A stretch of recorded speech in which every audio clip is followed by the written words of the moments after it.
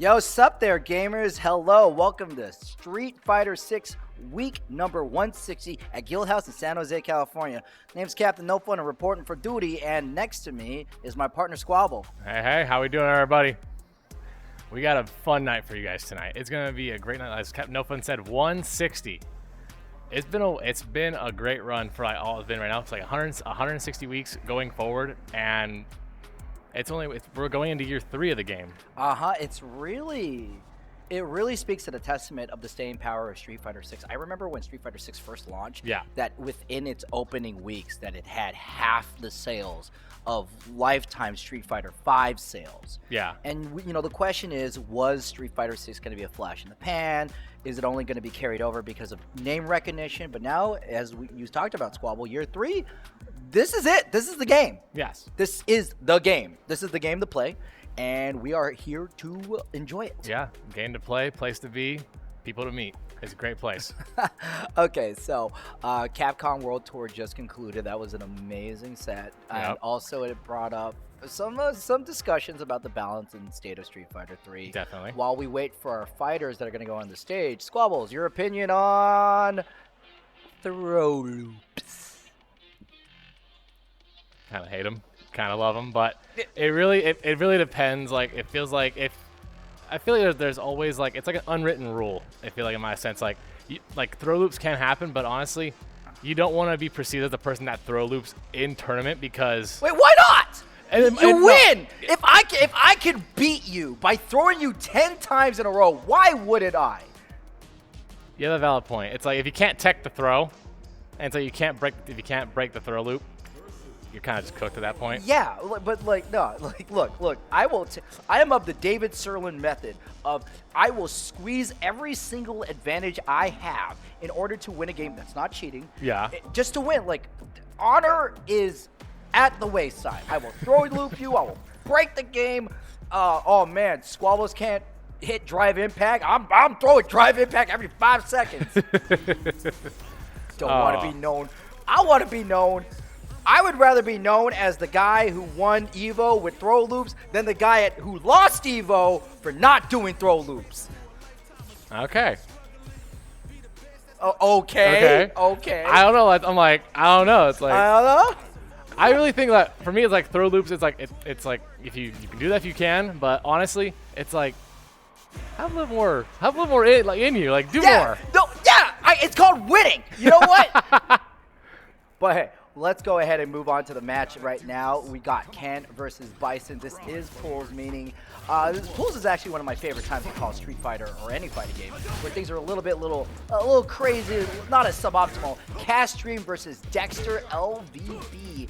What do you know about these two characters, Squabble? I know exactly nothing about these guys. I said the characters. Oh, the characters. Okay, my bad. Characters. Okay, for Ken, of course, being more of a power character, and at least, of course, another type of Shadow Loop character, like having very similarities from like Ryu and Akuma, like having from the Fireball and of course from the medium punch, but from Bison being a charge character, having those abilities from Bison, like once you get hit with the burn or even from the drive rush of Bison, it's gonna hurt. And like you gotta be able to find the ways to get past Bison's offense to get in to actually make actual perfect attempt, I would say.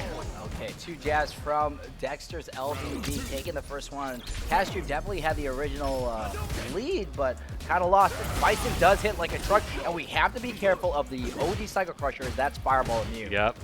I've been hit by it so many times. I've learned the hard way that it's Fireball immune. But look at this. I like how Castro is using the standing light kick. That standing light kick is such a good button on Ken, because Ken could have DP'd right after that. Yeah.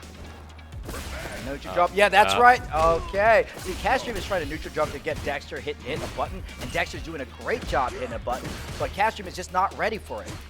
And it seemed like I say, he's playing the spacing, like keep trying to stay a little bit out of Bison's like space from his low kicks to any of his jabs, just to keep him away. But as you see, Ken takes the advantage.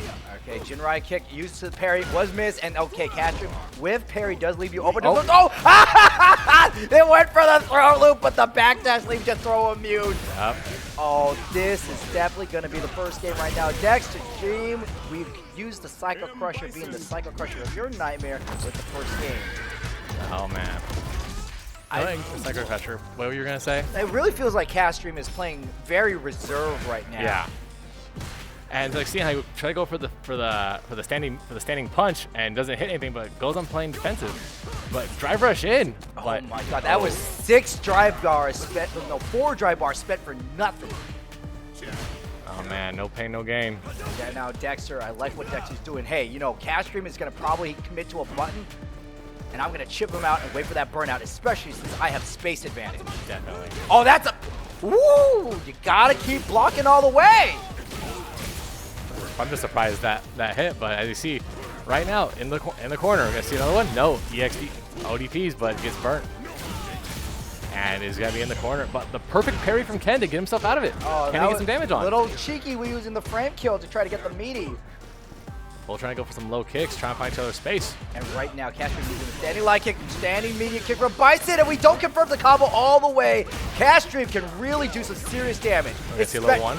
Oh, No. I don't know how to feel about that. We side switch when we're so close to the corner, our opponent's in burnout. But hey, it's Ken. He can carry you for days. Oh, we're blocking that. Oh man, 2 strikes. Those 2 strikes from the level 1. You're out. And that was the 3rd strike. He got out from that one. It was not a fun time for Bison. As the captain of No Fun, I definitely agree whenever you're winning like that. But, you know, that's the thing about Street Fighter 6. A heavy, volatile game. You got to be careful when you burn out. And now Dexter, very close to beat. Oh, no. Holy cow. That is one of the best buttons as voted by the Evo community. Crouching medium kick. I would know. I was one of the guys that voted for that. It was, oh, the neutral to get something, but only a few jabs. Great parries. Yeah, But that's the 2nd time, and this time, Dexter, no, I'm blocking the full hurricane kick. Sorry, Katrina, you're going into the corner. yeah. Oh, Oh! the DI. D-I, well, will it spell D-I-E and die? Dexter, very close, but no, Oh. we're gonna spend the last, and this is the 2nd time that Dexter has dropped a big combo for Cast. Oh, wait. Where's my, Mom Spaghetti! Mom Spaghetti! Oh, it's, my goodness. It's on the floor. It's a tournament. It's a tournament. Yep. It's okay. Look, if I had $1 for every combo I dropped, I would have no dollars. But that is because Oh my goodness. Oh, misses the grab. that was an excellent punish from Castream, and you're in the corner. This is Wake a little. Oh, but that was a bait. If we're talking about dinner being dropped, well, Castream has definitely got themselves a big pass. -6. the pizza is here right now for Bison. I like to say keep the change. Oh, that's another 2. Oh, nice DI. Yeah, Castream has all the life lead. They're going to spend their advantage, but no! Burns themselves up not to kill their opponent. And this is Bison. He could kill you. That's death. That is death on Bison's door. Oh! Oh my! Oh. You could see that Castream did not get the hit confirmed. They were counting. He was counting on that overhead kick, but instead Dexter LVP still got some life in him. Survival point. Oh, the jump for the DI. And the tournament point for M. Bison. Oh, man, what a set. Oh, Fortune. Fortune be swinging tonight. Oh man. Oh my goodness. The neutral jump in the DI. That's happened to me so many times, and it's annoying, but it's effective. It's very effective. It's only annoying because it works. Yeah. It's annoying when it works against me, but when I do it, it's not annoying. Yeah, when I do it, greatest ever. When you do it, I hate you. Yeah, it's like, well, it's like I said, it's 200 IQ difference. It's like, Yeah, and the IQ is, it's me. It's me. Well, for those of you joining us, this is Guildhouse 160 of Street Fighter 6. We are located in the wonderful city of San Jose, California. We're still settling in from the dust that was Genesis, as IDOM came over all the way from New York to kick our butts and get a free trip to France. I was going to say, oh, Paris, but no, Paris. Paris is France, right? yes. Oh, zut alors, sacre bleu. Oh my god. Oh man. It was great. It was actually great to actually watch him in action. Of course, like seeing like videos and everything like that, but seeing it in person is way different. Especially when the crowd's popping off like crazy, like ah! Oh! Yep. Like you showed me the video that you recorded and everything. It was crazy. Yeah, people go absolutely nuts, rightfully so. There is a kinetic energy that is in the fighting game atmosphere whenever a bunch of fighting game players are live, such as the money match last week with Sly Coco and Trauma. Oh man! And speaking of that, speaking of Coco and Trauma, look what we got on screen. Wow, that is one of the very few times a caster went "speaking of," and it's actually 100% relevant to the conversation. That's crazy. Hey, great way to call it. I'm like, I didn't call nothing. You predicted. I didn't. No, it's a read. Oh, it's a read. It's a read. You read the room. I just felt it. Like it's like Coco and Trauma. You're right now. like, I feel someone losing money tonight. I feel someone losing $100 tonight. Everybody loses money when they enter a pool and they don't win, but that's fine. You know, we're paying for the experience. Slide, Coco, and Trauma. Literally, we have the money match run back. I don't even know how this thing got started. Like, I know why we had Abyssal versus Mario, because that was legit heat. Yeah. But this was a friendly money match, right? I think so, as far as I know. I mean, it was only $100. So, Yeah. oh, man. Back to the old days of the FGC, putting your own money on the line. That is your life. That is your lifeblood. You know what you get for $100? You could get 5 avatar custom packs, because that's what the players want. That's what they want. That is what the players want. What? No, they don't want that. That's a sarcasm, Squabble. I don't know. I thought you're trying to do math. I'm like, I thought you were gonna say like how many Red Bulls. People want Red Bulls. Hello, Maysaka. Hello, Mobile87. Welcome to the stream. Yeah, or V-Bucks. That's true. Or V-Bucks. Or Bison dollars. They're worth 5 British pounds. Okay, Trauma. Playing the Blanca and Sly Coco is probably one of the most textbook Lukes out there. Definitely. Sly Coco loves having a very well-balanced offensive Yes. game plan. Very much from the time I've seen Sly Coco, the traditional things you see from Luke, from the perfects to the jabs to having the drive rush to putting the pressure onto their opponent. He does it all.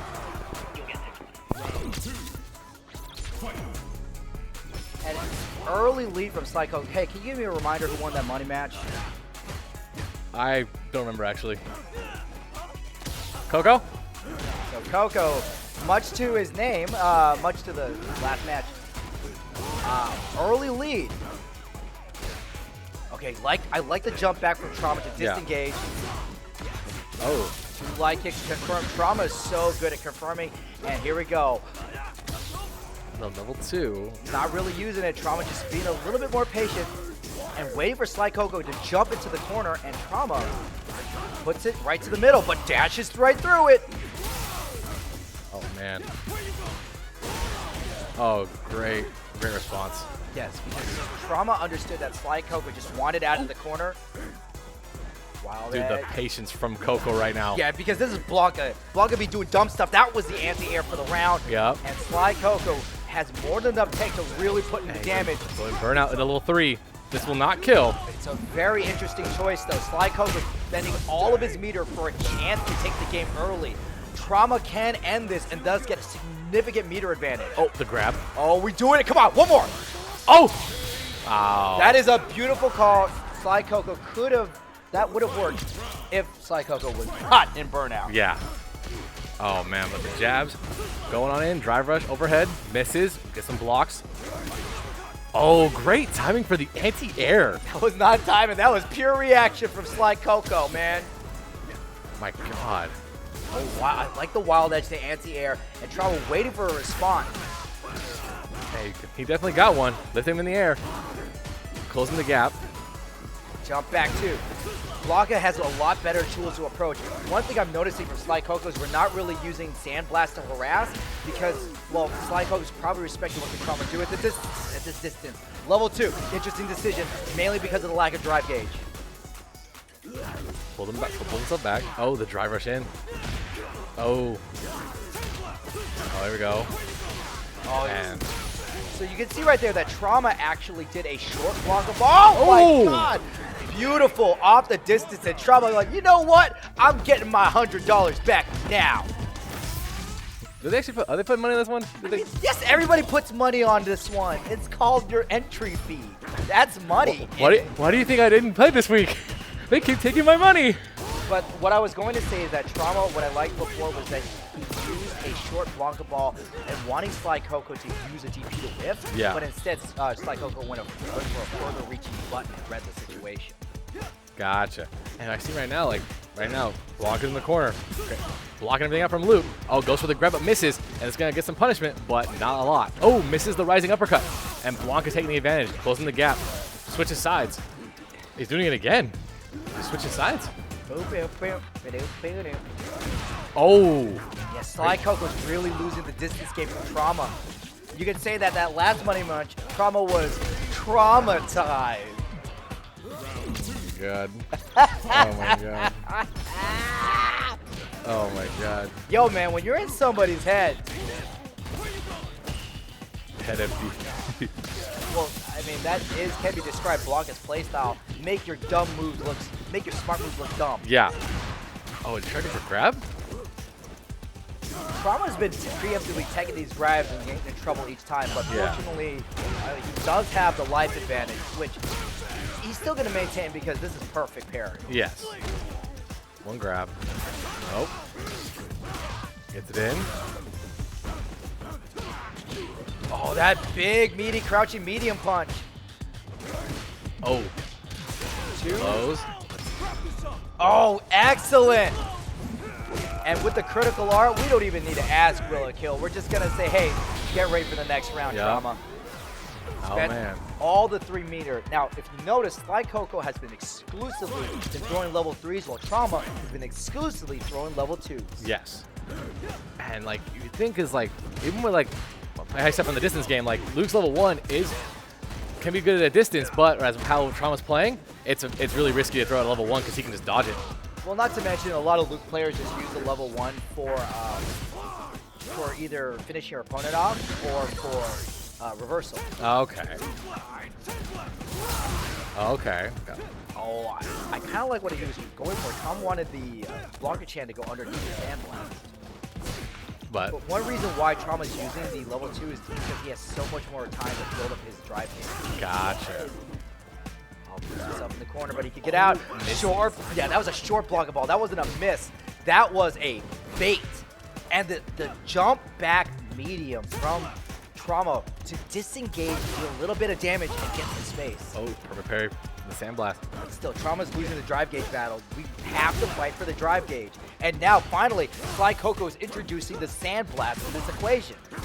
Wow, that means Sly Coco has to block all of that. Oh, the drive.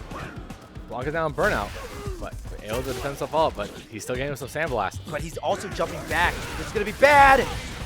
OD, just enough in the drive gauge to dunk it down, and we are now 1-1. This is a match we would actually see in top 8 right now. Yes. But we're being treated to it at winners round 2. Oh, man.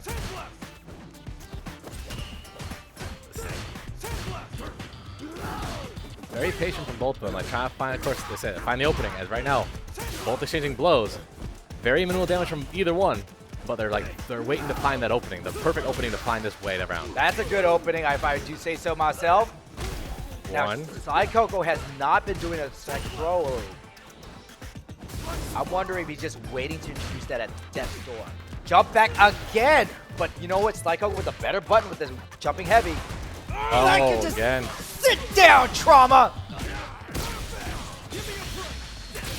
And as you said, use level 1 to end the round.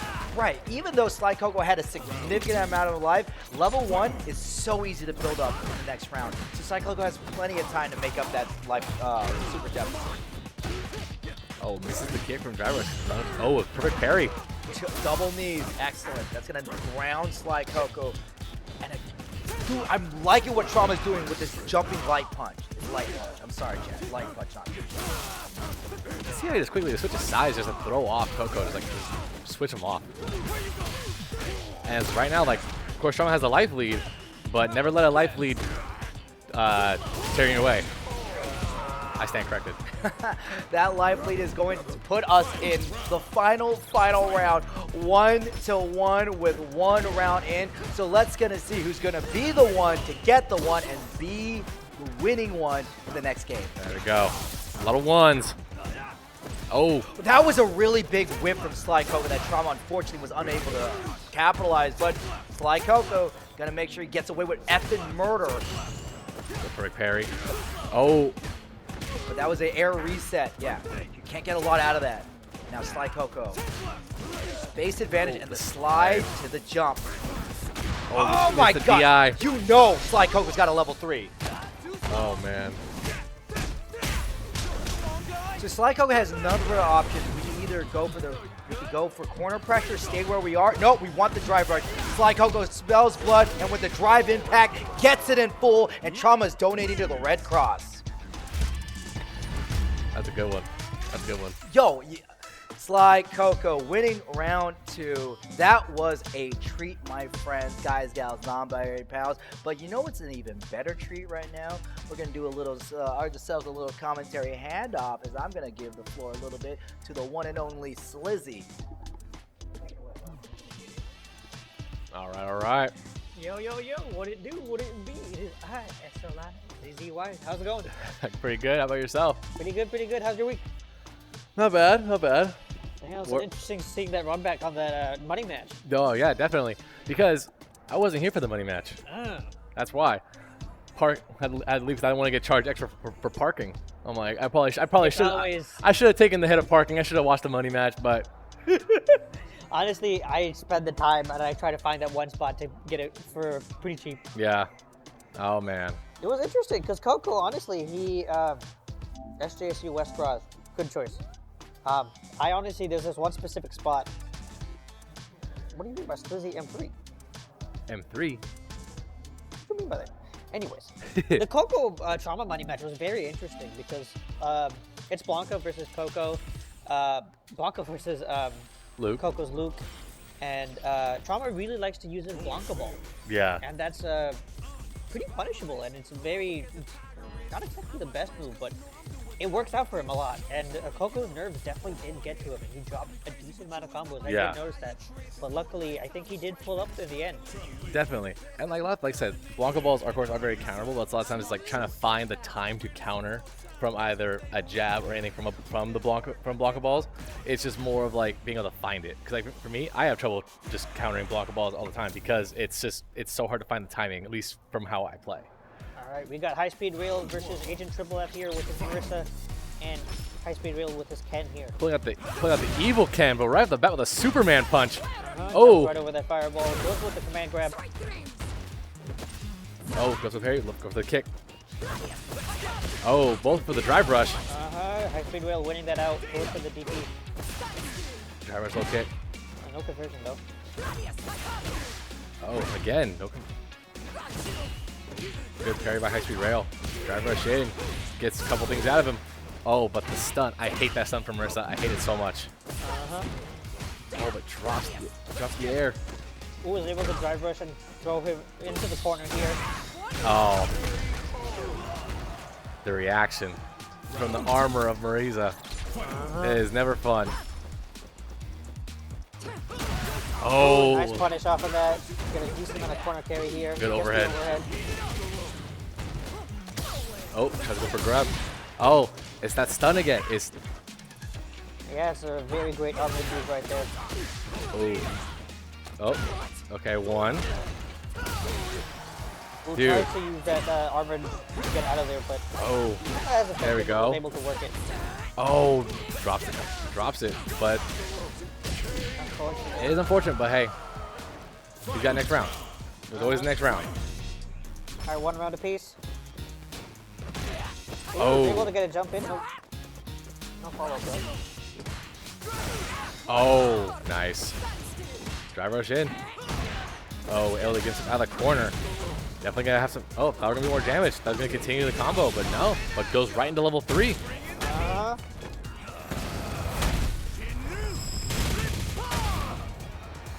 All right, High Speed Rail with a decent amount of life lead. Oh, don't let the neutral get to him. Ooh, Has a unfortunate DI. I wonder what Agent Triple F was looking here for there. Not too sure. Maybe it was hope he wouldn't jump. But of course, the DI's biggest enemy is jumping. Gets a little forward. unfortunately does not drop the combo and gets punished for this, and then gets a decent amount of corner carry. Marissa now in the corner here, and now with one throw. Doesn't go for the second jabs. The charge. Oh, gets off the second punch. Nice Rio trying to build back some meter. Great reaction. Yeah, great DP to that armored punch.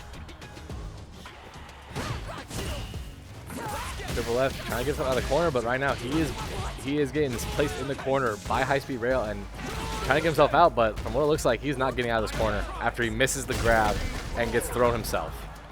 Unfortunate. Oh. The spacing from these two, trying to find the right opening.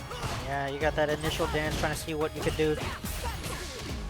He was able to get the low forward. And right now it looks like it was Triple F getting the low off and trying to go for Superman punch, but able to block a fireball. Yeah, no luck this time. Oh, the overhead. That's a decent conversion. There's the corner carry. Now Marissa in the corner again. Let's see if Triple F can get something in the corner. Ooh, perfect parry. It Takes does. this third and switches sides here with a grab. Oh, nice. Saw the parry, went for the command grab. Got him in burnout.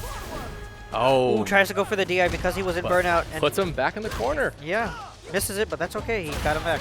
Oh, the jump, the neutral air. All right. Here we go. Of course, we're on set point for high speed rail, but if Triple F can get this down, we're gonna be one apiece. High speed rail winning that drive rush again. Oh, another dance. He goes for it, and right now Triple F gets the punish. A great whiff punish from him. He's going coast to coast right now. On the other side of the map, goes for the command grab. All right. Ooh, is able to land that jab from the drive rush and immediately goes into the level 3. Gotta do whatever he can to shorten the life lead as much as he can.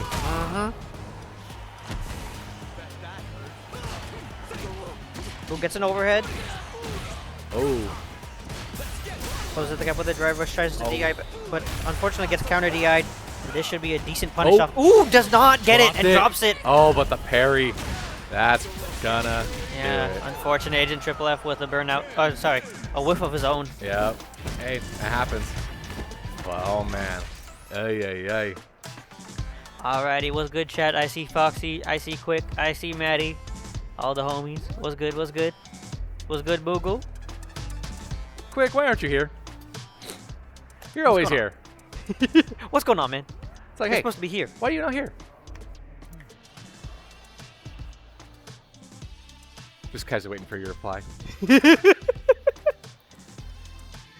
What? Pause. Play.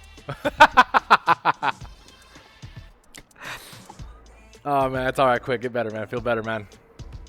You guys are on two other sides of the world. Are y'all on Bluetooth or something? Alrighty, let me check the... Ooh, I see Solid Snake, and we got a fresh face, I think. Sacramento Kings, so I think this might be somebody from the SAC scene. Maybe. I did see a couple of fresh faces today, especially like the first match today. Yeah.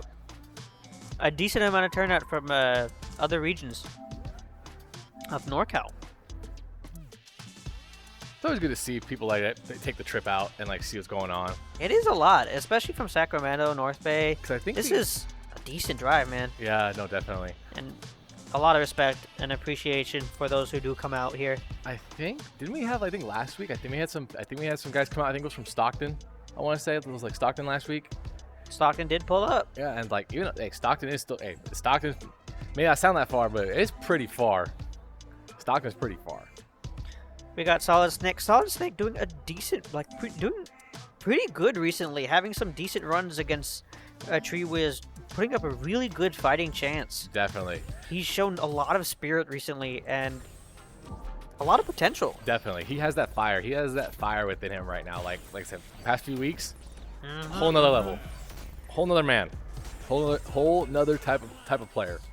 Of course, our Guildhouse winners are not that easy to beat, so he still has a barrier to go through. But he's definitely that tenacity is seen. He's in his arc right now. Wait, we have a God Honda player? Another one? Do we have another Honda player from Sec? Okay, never Oh, mind. okay. Okay. I was I'm like, like, huh? ooh, another Honda player? Another. It's like, hey, well. Oh, no, that makes sense though, because that was on Solid Snake sides, and Solid Snake does play Hockey. hockey. Okay, I thought it was the Sac side. I don't know, for a second I was like, huh? But no, we don't have that many Chun-Li players. We only have I know Neo Chaos. We got Neo Chaos, but we don't got a lot of Chun-Li rep. So it's gonna be nice to see this. How's We got it a bit of a work out? dance. Oh, go for the bubble. Oh, was able to get the overhead. Doesn't get a conversion. Gets a nice little trade off to stop it. And we got another trade again. Doesn't get the jump in, but does get the low. Perfect parries it. Does not get his turn. Oh, Nice DI to get through that. Goes for it again. Gearbox in burnout here. Great Very parry. close to the corner here, and Solid Snake aware of that. Goes for the DI. Was not able to get the wall splat, unfortunately. And Goes there for we it go. now. Gets the poison. Yep, there's that setup. And well, look, this. I can Absolutely cool with the level 1 to finish it off. I can never tell with Aki. I'm like, is this gonna kill or not? I don't play a lot of. Gets a lot of Akis. I knew it would kill, but at the same time, you don't want to get that commentator's curse, man. Yeah, it's like, good thing I don't know, right? Oh. Ooh, a great reaction to that jump in. Tries to go for some lows, not able to get anything. Oh. Another overhead. Is able to get the conversion this time. Oh. Stop it over. Oh, able to react and get more damage in. Okay. Oh, drive reversal to get him off. Shun in. Burnout here. Is thrown into the corner. Jumps over the poison. Oh. And a nice punish for that dash. Oh. Okay, gets the orchid. Gets the poison off. Lets it burn out a little bit. Gets the grab. Alright, there's a side switch. Let the poison slowly drain. Oh! Nice overhead over that drive rush. Oh. Ooh, nice air to air. Solid Snake trying to go with that follow up with the drive rush. Unfortunately gets anti-aired. Or DP. Great blocks from both, but as Aki goes in for it now, but takes it from Chun-Li, but Aki's keeping it close together. Pretty tight, pretty tight. Jabs out of that drive rush. Taking his turn. Gets a decent conversion. Oh, tries to jump out. Jumps out of it. Gets that low forward. Right into level 3. And Especially with poison for Gearbox. This should hurt a lot. bring him down. Alright. Yep. And that's a wall splat. That should end that round. One game for Solid Snake here. Here we go. Jumps back. Okay. Oh. Again, That's gets it. hit by the overhead, but That's the unfortunately. third time. No conversion this time, but that's still a decent consistency there. It is. Oh. Nice ODDP to get that pressure off of him. Oh, the side switch. Into the spinning bird kick. Tries to get the jab, but Solid Snake reacts. He's just able to jump out of there and put some pressure on Gearbox here. Good grab. Nice kicks. More poison. Ooh, this is a decent amount of damage, and there's that level 1 to finish it off. Great follow through from Solid Snake. You can see why he's on the come up. He knows he's gotten very good. Yeah. Ooh, doesn't get clipped by the overhead this time. Oh, nice neutral air, but doesn't get a good does not get what he wants out of it. Yeah, did not get that overhead, unfortunately, but Gearbox is in burnout here. Whiffs the throw, no punish. Oh. Able to jab stuff out, get rid of the poison. A nice jab check there. Goes for another one. Goes for the low four, doesn't get it. Got the throw though. Oh. Air juggle from Chun-Li always gets me. Tries to DI reversal, does not get hit. Gets thrown into the corner here. Oh. I'll say. Nice. Oh. Yeah, I'll say. There we go. That's not gonna do it. I don't know what else. Throws are very powerful. We also saw it in the Capcom Pro Tour and stuff like that, where throw loops are just really oppressive here. Ooh, nice. decent amount of trades here. Does not get the jump in. Definitely, it definitely keeps like the momentum fresh. Like it could be anyone's game. Okay, goes to level 3 to get the life lead. Yeah, decent conversion off of him. The magnum opus. Again, Chun-Li in burnout here. He gets it. Okay, so that DI. There's that poison. There's a setup command grab to end that round. Squeeze. Solid Snake put the Chun-Li in a consistent amount of burnout throughout that entire game, doing a decent amount of drive gauge management and understanding like when to put pressure, especially on his side. And you saw at the very end like how Solid Snake, like he got like the whole match, he kept getting hit by the overhead. At the very end, he started blocking, or he started teching it. Yeah, no, he parried it at the last one. The very last, like, amazing to be able to get that off and then get a stun just to end it off. Yeah, it definitely turned the tides in his favor. It definitely shows, like, of course, in the time that you play, you learn your opponent while you play. You gotta adapt always. You have so many options to be hit, to be thrown, overheads, lows, reversals, ODDPs, all of these options that are switched out. And you get trained essentially, like you get trained to throw a lot, and then you gotta switch out to a different option. Exactly. By the way, we got chumpslayer, a resident winner here at Guildhouse versus Sharkdroid, the homie. Yeah. That's our guys. We got a Julio versus Ken. I do know that he has a Rio too. But I don't think I've seen him play Rio too much. Yeah, I say Droid. Shout out the Fitz Chumpslayer shirt made by one of his friends. Nice. You see, you got Coco wearing the same one too. Oh, he also repping the fit. Let's go. Got the Jury and the Ryu. All right, we got a button check right here. I see here Jose fares against the multiple champion of Guildhouse. Yeah. He is known for being incredibly oppressive and using his level to burn you out and leave you with not a lot of options because of how much pressure he puts you in. Very true. Alright, I see Sharkdroid just kind of locking in, getting some deep breaths in, trying to prepare for himself, steel himself. There's that fist bump. I gotta agree with you, Google. Yeah, I just realized. Yeah, Chumpslayer's not wearing a hoodie. Yep, So normally weird. he does. Normally he does. He has his he always has that one consistent blue hoodie, I think. Yeah, blue, or he has that one Jury hoodie he has. Oh, starts with a low. Oh, it's just right back. A couple jabs here and there, gets a throw. Drive rush. Perfect parry. Bang, bang. Here we go. Oh, great reversal. Ooh, nice DP for the anti-air. Tries to go for a follow-up. Is not able to. Gets DI'd. If we know one thing that Sharkdroid is known for, is that you can't jump against him. He'll anti-air, but as of right now, it's roll reverse. Chumpslayer is getting it to him right now. He's in burnout and in the corner, and right now he gets that DI. That's a stun. And from... Yep, that's it. That is going to be the round. You got this, Sharkdroid. You got this. Here we go. Chumpslayer with the empty drive rush, trying to put some pressure, throws him into the corner. Trying to keep it on, but Droid's blocking it. Oh, but... Ooh, gets one jab here and there.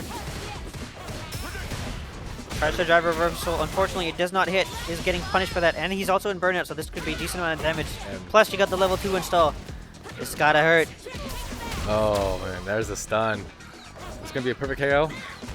Oh, he dropped it. Oh! Unfortunate. He went for that buff and drops that combo, but still manages to get that perfect. Oh, man. All right, game 1 for Chumpslayer. All right, let's go back to the menu. Resetting. Gotta lock in, think. What do you gotta adapt? What you gotta learn from? What do you want to improve? Oh, say, yeah. Put on costume 2.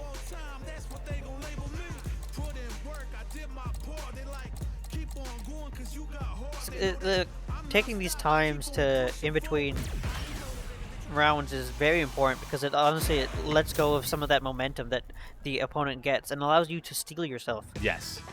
Tremendous. There we go. Who gets the jump in? There's a little too. Uh-huh. Oh, the step back. Oh, but the ODDP. Oh, nice jab, no conversion.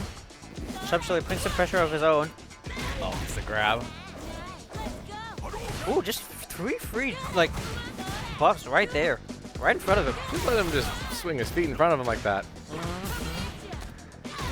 Oh. Gets thrown into the corner here. Oh, nice. Use the fireball to gain some space out of there and tries to get out of the corner. Unfortunately, that ODDP puts him back in there and tries to go for the drive rush. Gets checked for that. Oh, yes. Again, another check. And the overhead. Oh, man. Oh. Ooh, starting with the drive rush. Okay. Nice the jab check. jabs. Follows back with another jab check. Oh. Heads up with the donkey kick, but does not get in Shark Droid's favor. Well, it looks like we might be decent seeing... whip punish. Oh, the Chooses the burnout to get him into the corner and knows he has the level 3, so he uses it. He knew that he just needed one more interaction. A little quick trick to the chiropractor, and that is GG's. Oh, man. Oh, my. Good golly. Alrighty. All right. As we get set up for our next match, as we saw, just a great match from the two friends, from the two buds of Chumpslayer and Shark Droid. We're gonna do another commentary switch around. I'm gonna hand it off to my good buddy Captain No Fun. Let's keep the roster fresh, right? Yo, what it do? You're on the left side this time, Slizzy. Yeah, majority of the time I am on the right. And honestly, when I'm on that side, people have told me that I look tinier on that. They're asking me like, are you tiny or is the chair just really big? You know, I like how we are semi color coordinated because you're in darks, I'm in lights. Yeah. We got the opposites. You got your beige, the lights. You know, That's a nice drip, hair, by the way. no hair. I don't think you had much of a choice in that, if I'm gonna be honest with you. Look. You know, losing your hair is like burning yourself out. You know, you might as well go on your own terms as opposed to eating block pressure and being burnt out. I do see people try to keep the hair that they got. I was like, you gotta let it go, man. You gotta let it go at this point, man. It looks worse. That's why I'm jealous of Michelangelo. He's got the pompadour still going on. Yeah, it's just like, I hate seeing it when it's like you can see the baldness coming in. Dang it, Michelangelo, full head of hair, relatively in shape, really good, decently good looking. Why are you waiting from outside the club? You can't even get in. Yeah, because it's the hair club for men. So sucks to be you. It really does suck to be me. Gotta flex the hair, you know. So how's it going? All good. It's all good. It's really great to be back at the booth. I've been away for far too long. Yeah, where have you been? Everyone is asking me that. I've basically been grinding other games. I had to take an anime sabbatical, playing a lot of anime games because I was in Awaited Fates in SoCal. So that was a lot of Persona and Uni and learning Grand Blue. And that's a lot of games to really juggle. You gotta wonder if you're juggling that many games. Do you have that issue of master of multiple crafts but not master of one? Well, it happens where so I'm of the Jesu method of commentary where you have your home game, which is 6, right? And I expanded from 6 to Tekken 8 because my wife played a lot. Oh, I was familiar with the idea that you were originally Tekken. No, that's the funny thing. I get a lot more Tekken gigs than I do Street Fighter gigs. So originally you were Street Fighter, even though you get more Tekken. I started in Street Fighter. Literally, my day one was here with Nerd in the Bay. That's going to be very important for down the road. Actually, no. Yeah. I was given the okay. Hi, I'm calling Texas Showdown in end of March for Tekken. So that's one of the reasons why, chat, that I haven't been here is because I've been grinding Tekken because Texas. But the whole point is I started here with Nerd in the Bay, and then I learned Tekken because of my wife, and I would watch her games, and so I picked it up through osmosis. And it was just I was a Tekken and Street Fighter guy. Telepathically learning, you know. Well, no, like I have a lot of legacy knowledge. I played Tekken since 2, right? And I picked that up, and then it was just those 2 games, and then CEO Taku was like, "Hey, what games you want to do?" I said, "I kind of know Persona." "Hey, you got Persona?" Crap. So I had to do that, and then yeah, I've been thrown into games not by choice. So, but yeah, they really give you like free realm to choose what games that you wanted to cast. Whenever you are applying for a commentary job, you ask the games. But you know what? We are going to be asking for some really good Street Fighter, because this is Cool Whip versus Badman. Now, Badman and Cool Whip are definitely regulars in the top 8, but they've always been hanging around like the lower half, you know, the 5 and ups. They haven't got that 4th up recently. Oh yeah, it's very hard to crack that. I think Cool Whip had one. Like, I think he got 3rd a long time ago. Definitely not Badman. And this is going to be an interesting match. Keith versus Bison. What do you think about this? All I'm looking at is those tidy whities. I'm going to be honest with you right now. I tried to go for that jump in. Like, is that... Ooh, tidy whities are... Oh, I can't stop looking tidy whities. I'm not going to answer that question. I don't know. That giggle said it all. Like, tidy... Okay, Badman is playing very patient. I had the pleasure of talking with Badman, and he's been really working on his ability to... Holy, that's a big whip punish! Unfortunately, Cool Whip dropping it on his side. Yeah.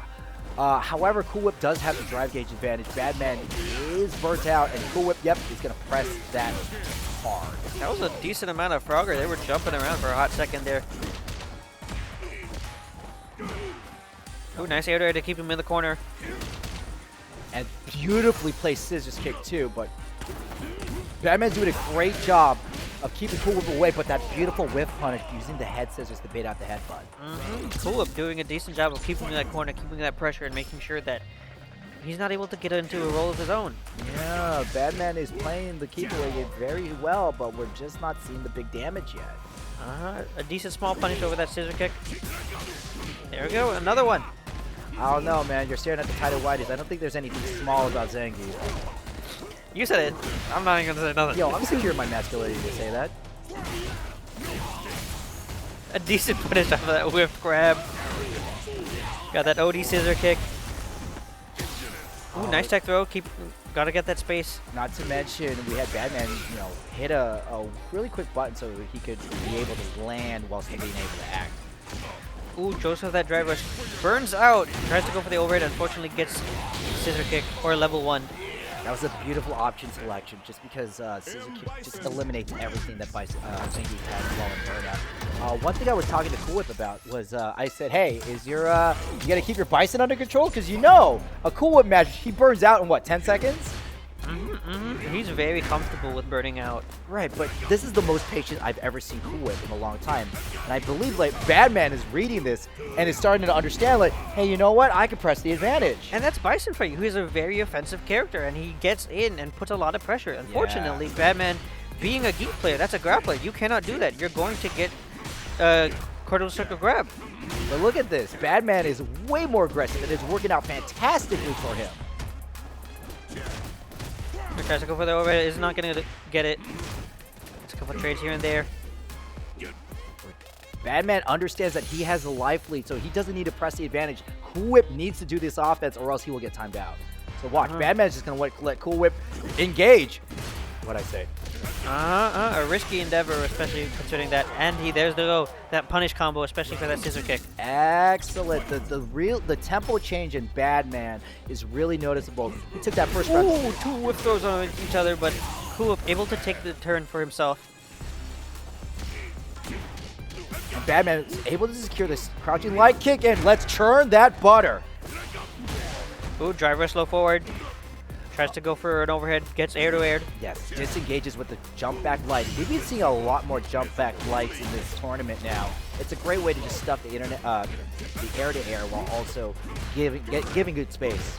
Tries to go for a decent amount of air chops, but unfortunately gets DI'd. Oh, that's going to be a very unfortunate situation because Badman needs the level 1, still in burnout in the corner. You know Cool Whip wants that. Ooh, another whiff throw. Unfortunate. Another one. Cool Whip putting themselves in set points. This is a very strong showing for Cool Whip. Badman just hasn't been able to really answer for the damage value of Bison. Cool. Went for that empty drive rush. Batman getting a decent punish off of that. So if there's a mod where Keith is not wearing the tidy whities, does he yell during level 3, "My OnlyFans"? Oh no. Oh no.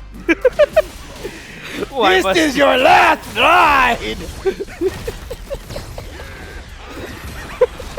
Go up getting the level 3. You want to know something interesting? There's a decent amount of Mai with the name OnlyFans, which is interesting because she plays with fans. Yes. I was Yeah. like, that's really interesting. Like, That's a that's a good one. I was like, they're cooking.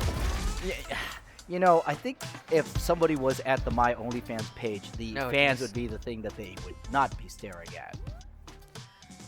Anyways, how's it going, chat? By the way, Squabbles is over to our left, and he's like, He's baffled. He's like, how do they say this with a straight face? I'm just trying to like have commentate. You're talking about my. I was just like, bro's got No. tiny whities. That's all I said. You went above and beyond. I'm just gonna resist the urge to say something. But shout out to Captain Daddy. Did you know that a few weeks ago, Doki and I were commentating, and for the most random reason, we talked about if Madhouse ran Charlie in the Chocolate Factory. Oh God. So many children would get lost yo, in there. obviously, because Captain Daddy would be Wonka. He'd be like, hey, you want to see some cool stuff? And he'd like kick a kid down a turbine or something. That just sounds like. That does not sound like. Because at least like you can see like, oh yeah, they just fell into the chocolate. This feels like intentional at this point. Well, I think Daddy got the good end of it because we said Atlanta would be the Oompa Loompas. Oh yeah, And then you're wondering what's Michelangelo, right? He'd be Slugworth. Hey, you want the We formula got Captain for say that Michelangelo is gonna be Wonka. No, it's Daddy. You are. Michelangelo is Slugworth. He'd walk in with the Slugworth hat. Oh, geez, bro. Oh, Daddy wants to be Slugworth. You know what? I You're saying agree. that way too excited. I could see Captain Daddy bully a little kid for the formula for candy. I don't think that needs to happen in Charlie and the Chocolate Factory. I think that'll just happen. You're right. All right, we got Spoons here with his Mai, and another player with a Blanca. OnlyFans. Moving on. All right, immediately goes for the throw, taking that space with the fan. And we're going to use the OD Blanca Ball to get past the fan. This is the first time we've seen Mai this week. And this is Spoons. Spoons has been, Spoons loves the ladies. Just what I want to say. I can't blame him. Oh, there's a burnout. Switches sides with a throw. Both of them in burnout. Mai putting a decent amount of pressure here. Throw number 1. Let's go for the next second one. No jabs. Unfortunately, it is blocked. Mega Bright just does not have an answer to Spoons' burnout offense. And with the drive impact, Spoons takes the first round. Oh, nice air to air from Mega Bright. Use the OD ball to gain some space. Wild Edge is plus, so that second medium pick is free because if Spoons were to hit a button, he'd get clapped. That's the second time I've seen him like drive rush underneath Mai when Mai's jumping. And I wonder if that's intentional or not. It could just be a happy coincidence. Gets the wall splat. Right to the level 3. Mega Bright wants to secure this round. I believe this is a very smart decision. Get your win and be able to contest it with one more interaction. Alright, just gets the overhead. Mega Bright versus Spoons, 1 round apiece. However, Spoons has a significant amount of super meter. Mai winning that air to air this time. Air to air is the name of the game, my friends. Lost your cool. Yes, I think a lot of people fighting Mai would lose their cool. Spoons is really nailing these throws. Alright, gets that low forward, gets a decent conversion here, chooses burnout. See, that's how I know you've been hanging out with Sly, because you said low forward. I've been with the homie, that's the homie, you know?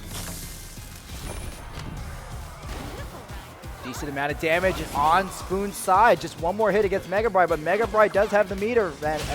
Ooh, with That's the a nice jump 808, yeah. Low forward. That's boomer talk right there, Slizzy. Yeah, I'm aware. I know this game. I know how to play. And now Mega Bright taking Spoons to throw town. Yeah, Mega Bright choosing to go for the side switch there. And I like using the hops to maintain that close pressure. Keeping that close Oki. And that's the FGC nod. Yeah, you got me. Yeah. You gotta take it with stride. Be like, okay, I understood that. That's okay. Let's move forward. Can you imagine if we were doing the FGC nod for like other stuff? Like, I don't know, people got sentenced in court. Like, I sentenced you to community service. Yeah, okay. Yeah, I get it. I get it. That's my DUI. Ooh, a nice jab. Oh, it stops the parry. Ooh. And now they're both burned out. Spoons will recover meter slightly before Mega Bright, but Mega Bright got the corner. Tries to go for the overhead, put a decent amount of pressure. Gets the air, gets another low forward there. Love that hit confirm all the way, coast to coast. Here comes the money, Shane McMahon style. And Mega Bright eating that loss. We're tied up. Spoon, set point. This is where things get real nervous, right? There we go. Matty Pie showing his knowledge, especially as a my main. Ooh, nice overhead. Ooh, side switch. Puts him in the corner. Ooh, dunks it. And that was a really good button to come down on because that crosses up. And Spoons, I believe, we could have seen. Drops the combo. But it's okay. We got the reset using the meaty for the throw kill. Mega Bright just needs to, if Mega Bright gets popped once. Such an interesting use of the super there. Uses the OD ball to get into, chooses to burn out, does not punish the OD DP. I believe the use of the level 2 is one of those, hey, I'm going to die, so I might as well give myself a fighting chance for something. You think that was a Hail Mary? It was. From that distance, though? Well, it's more so it's just... To close the distance, you were thinking? Not necessarily to close the distance, it's to spend the resources. Should I die with level 3 when I have a pretty good level 2 install? That's what I'm thinking. Because there's not a lot of opportunities to pop level 2 with that. He closed the distance, and I feel like that's really punishable. Yeah. I just think it was a Hail Mary. Understandable. Have a great day. Alrighty. We got Hako. A new face. There's a lot of new faces. I remember you saying that. This is actually somebody who's been recently entering the scene for the past... I've seen him be pretty active for the past 2 weeks now. Okay. I think I met him for the first time at UFNet. So this person's doing the tour. Oh, this person's integrating themselves pretty well.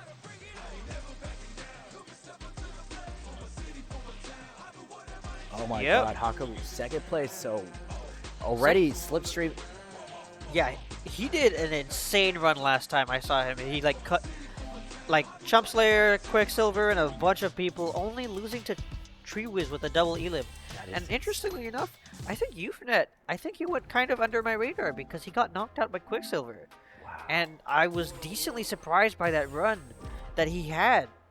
It was insane. He did a lot of upsets during that run. Okay, but let's, why don't you tell the audience about your mentor, Sly Coco? That is the homie. He knows what he's doing, and I believe in him. I've honestly not seen them interact in a set before, so it's going to be interesting to see how this plays out. Sly Coco's been doing very well. We're still on the winner's side, I believe. Yep. That means both of these people have, defeated their fair amount of opponents. Sly Coco, I've always said, a very textbook Luke. Like if you write the definition of solid Luke play, Sly Coco's reading it. Hako with the Ken here. So Two Shotos. Yeah, the more aggressive Shotos. Don't expect me to be a pushover. So Ken's really coming into the discourse of Street Fighter 6. Originally it was Luke, but no, it's Ken. I mean, a crouching medium kick was voted best button in a fighting game. Yeah, it's very impressive, and that's why it was voted for that. Hako already putting Coco in the corner here, putting a decent amount of pressure, uses the ODDP to reversal to get some space, tucks that throw. What is very interesting to me is Sly Coco doesn't normally OD DP that early, so he really respects Hakuin's offense. Uh-huh. Oh, that was a delayed drive rush, catches Hakuin right out of the guard, and Luke with his own crouching medium kick, which is also pretty good. Tries to go for the tackle, does not go for it. Hako goes for the grab. Coco with a punish, puts him in the corner. And one more throw is going to be the round. Now that tackle follow-up is really clever from Luke. You don't know the matchup, you're inclined to hit a button, but Luke is still safe after that, so he maintains his Oki while keeping himself safe. Uh-huh. But that bull BS right there. That's Ken. Yep, that was a decent amount of space taken with that fireball. Gets the jab check, goes for the overhead, gets a slight punish here. Nothing too much. Ooh, tried to go for the drive rush, but got checked. Yeah, Hakuin is really going blow for blow against Sly Coco in the neutral, which is something that you don't see too often. Like, Sly Coco is just not in the right space a lot of these times. Uh-huh, goes for that drive rush. Unfortunately, burns out here. Goes for the DP. Unfortunately, this is going to be a decent punish, and that will be the round for Hako here. It really feels like Sly Coco is just a centimeter away from tagging Hakuin.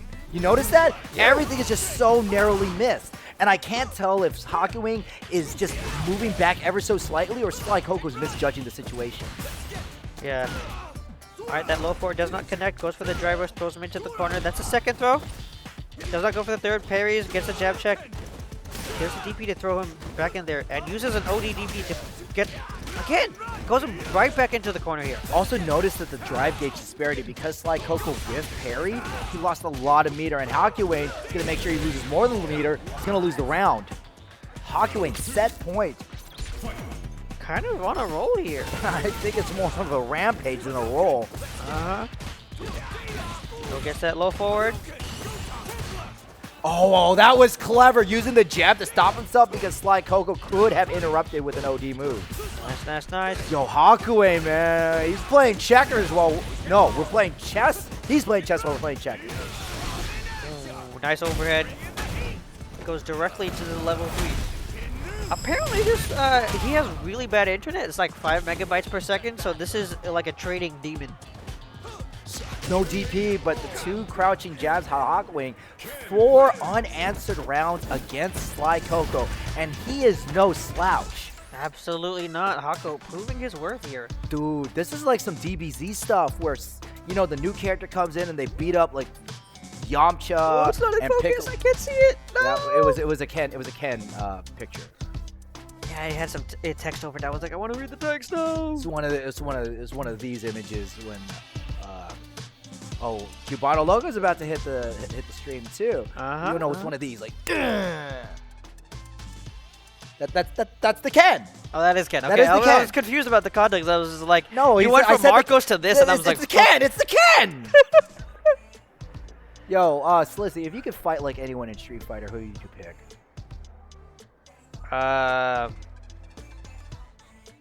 Aki or Poison. Okay. No, but then there's also Armika. I don't know, man. There's so many. Are you saying Armika so you could just like throw your rear end into people? I didn't say that. I did not say that. I'm just saying that's her iconic offense. The Flying Peach is what it's called. All right, we got Aki Guy versus El Cubano Loco. There is nothing awkward about that, Super Yan. Captain No Fun is asking the question. This is the second time you locked in for those tiny whiteys. I was just noting the color. My only fans. Alrighty. Mad awkward. El Cubano having a Jury and a Bison. And I've seen him switch back and forth. He really does not like the Jury mirror, of course. Not a situation here with... I have talked to Cubano Loco, and he's like, yeah, I don't like the Jury mirror, you know. Let's go, Moogle. Let's go. I just love girly pops, you know. I was just like, I like grapplers. I understand Geef. You know, But you know what? I need a girl variant. I feel like you would like Vice from KOF. Unfortunately, I do not play KO. You could fix that by just.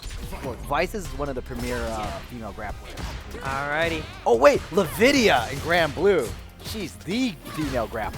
I see. Tries to go for the jump, and he's not able to get it. Gets parried. He's able to get that jab. Gets a decent conversion here. Puts it into the corner.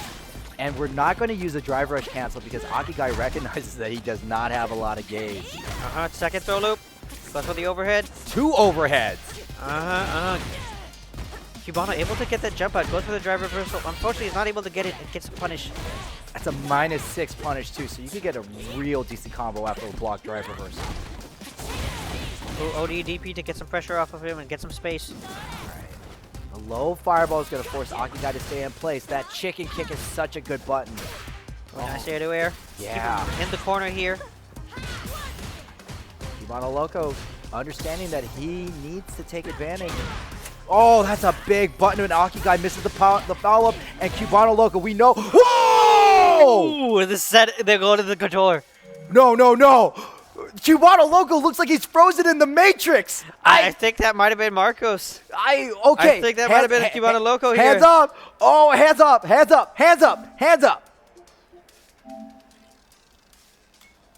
Oh my god. Oh, I think it was Akigai. It was Akigai. Akigai. Why? Akigai. Why? You know, I just want to say, this is the second time that this has happened on stream. And both times, Squabble was in the commentary booth. I don't know, man. It's a pattern. It's a pattern. Literally. The 2 times. You know what? To quote Dr. Doofenshmirtz, if I had a nickel for every time the game would hit the pause menu on the controllers, I'd have a dime, which isn't a lot, but it's really weird that it happened twice. I know I butchered that quote. You know what? I'm gonna give you praise for it. It's pity, but it's okay. You did great. Yeah. I think I see Javi there. Yeah, so, I think so that round does go towards Cubano Loco, I think. Dude, that's how you know they're serious. Like, okay, we got to get the TOs down here, man. Got Shawnee emoting in the back. Like, Nerd in the what's going on? Why'd bay. you do that? What happened, bro? What happened, guys? What happened, bro? What happened? Yo. Ooh, another emote.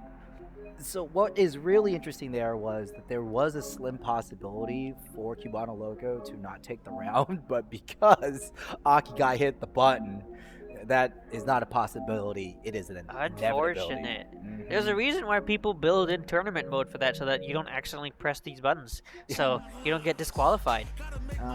It's a consistent issue. It happens. Welcome to the realm of the online. Back in the day, we would just put a quarter on the machine and that was it.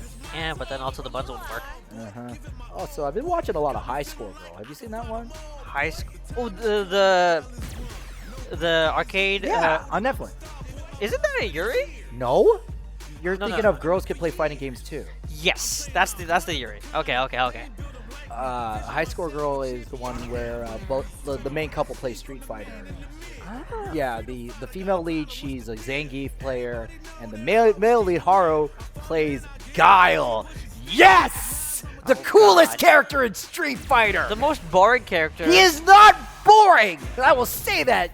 Like, I have never timed out as many times as I've played against Guile, okay? It is the most intense 99 seconds. It's not intense, it's yes, boring. It is. It is. Just Guile just sits there and he steers a hole through you as he charges back and down.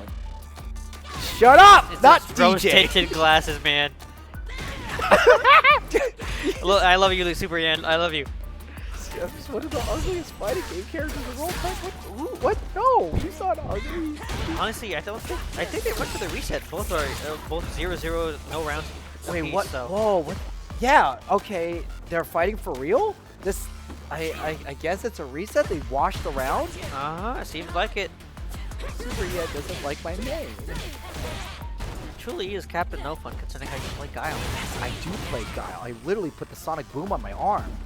Captain No, but truly your name, you know. Yeah. Akigai in burnout here. Cubano Loco putting a decent amount of pressure. He's able to get that side trigger. Gets thrown into the corner here. Gets that low forward to end that round. That's definitely Cubano Loco's round that time. Ooh, whiffs the throw, is getting a decent punish off of this. Another again?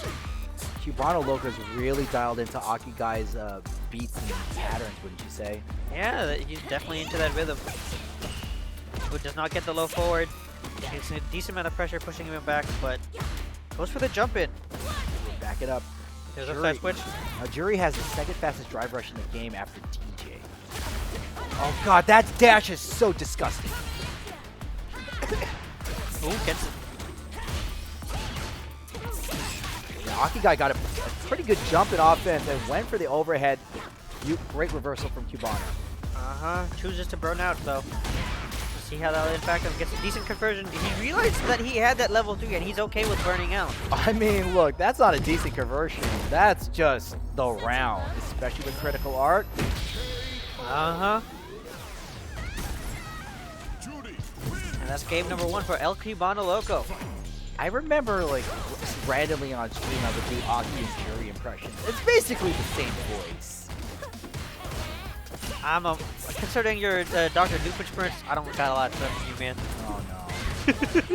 You don't need to hear my Teddy, that's what. Alright, Aki Guy getting a throw on Cubano Loco, getting a decent amount of space. Oh, Nice check on that drive rush. I know, check that in like a Southwest baggage, which is no longer free!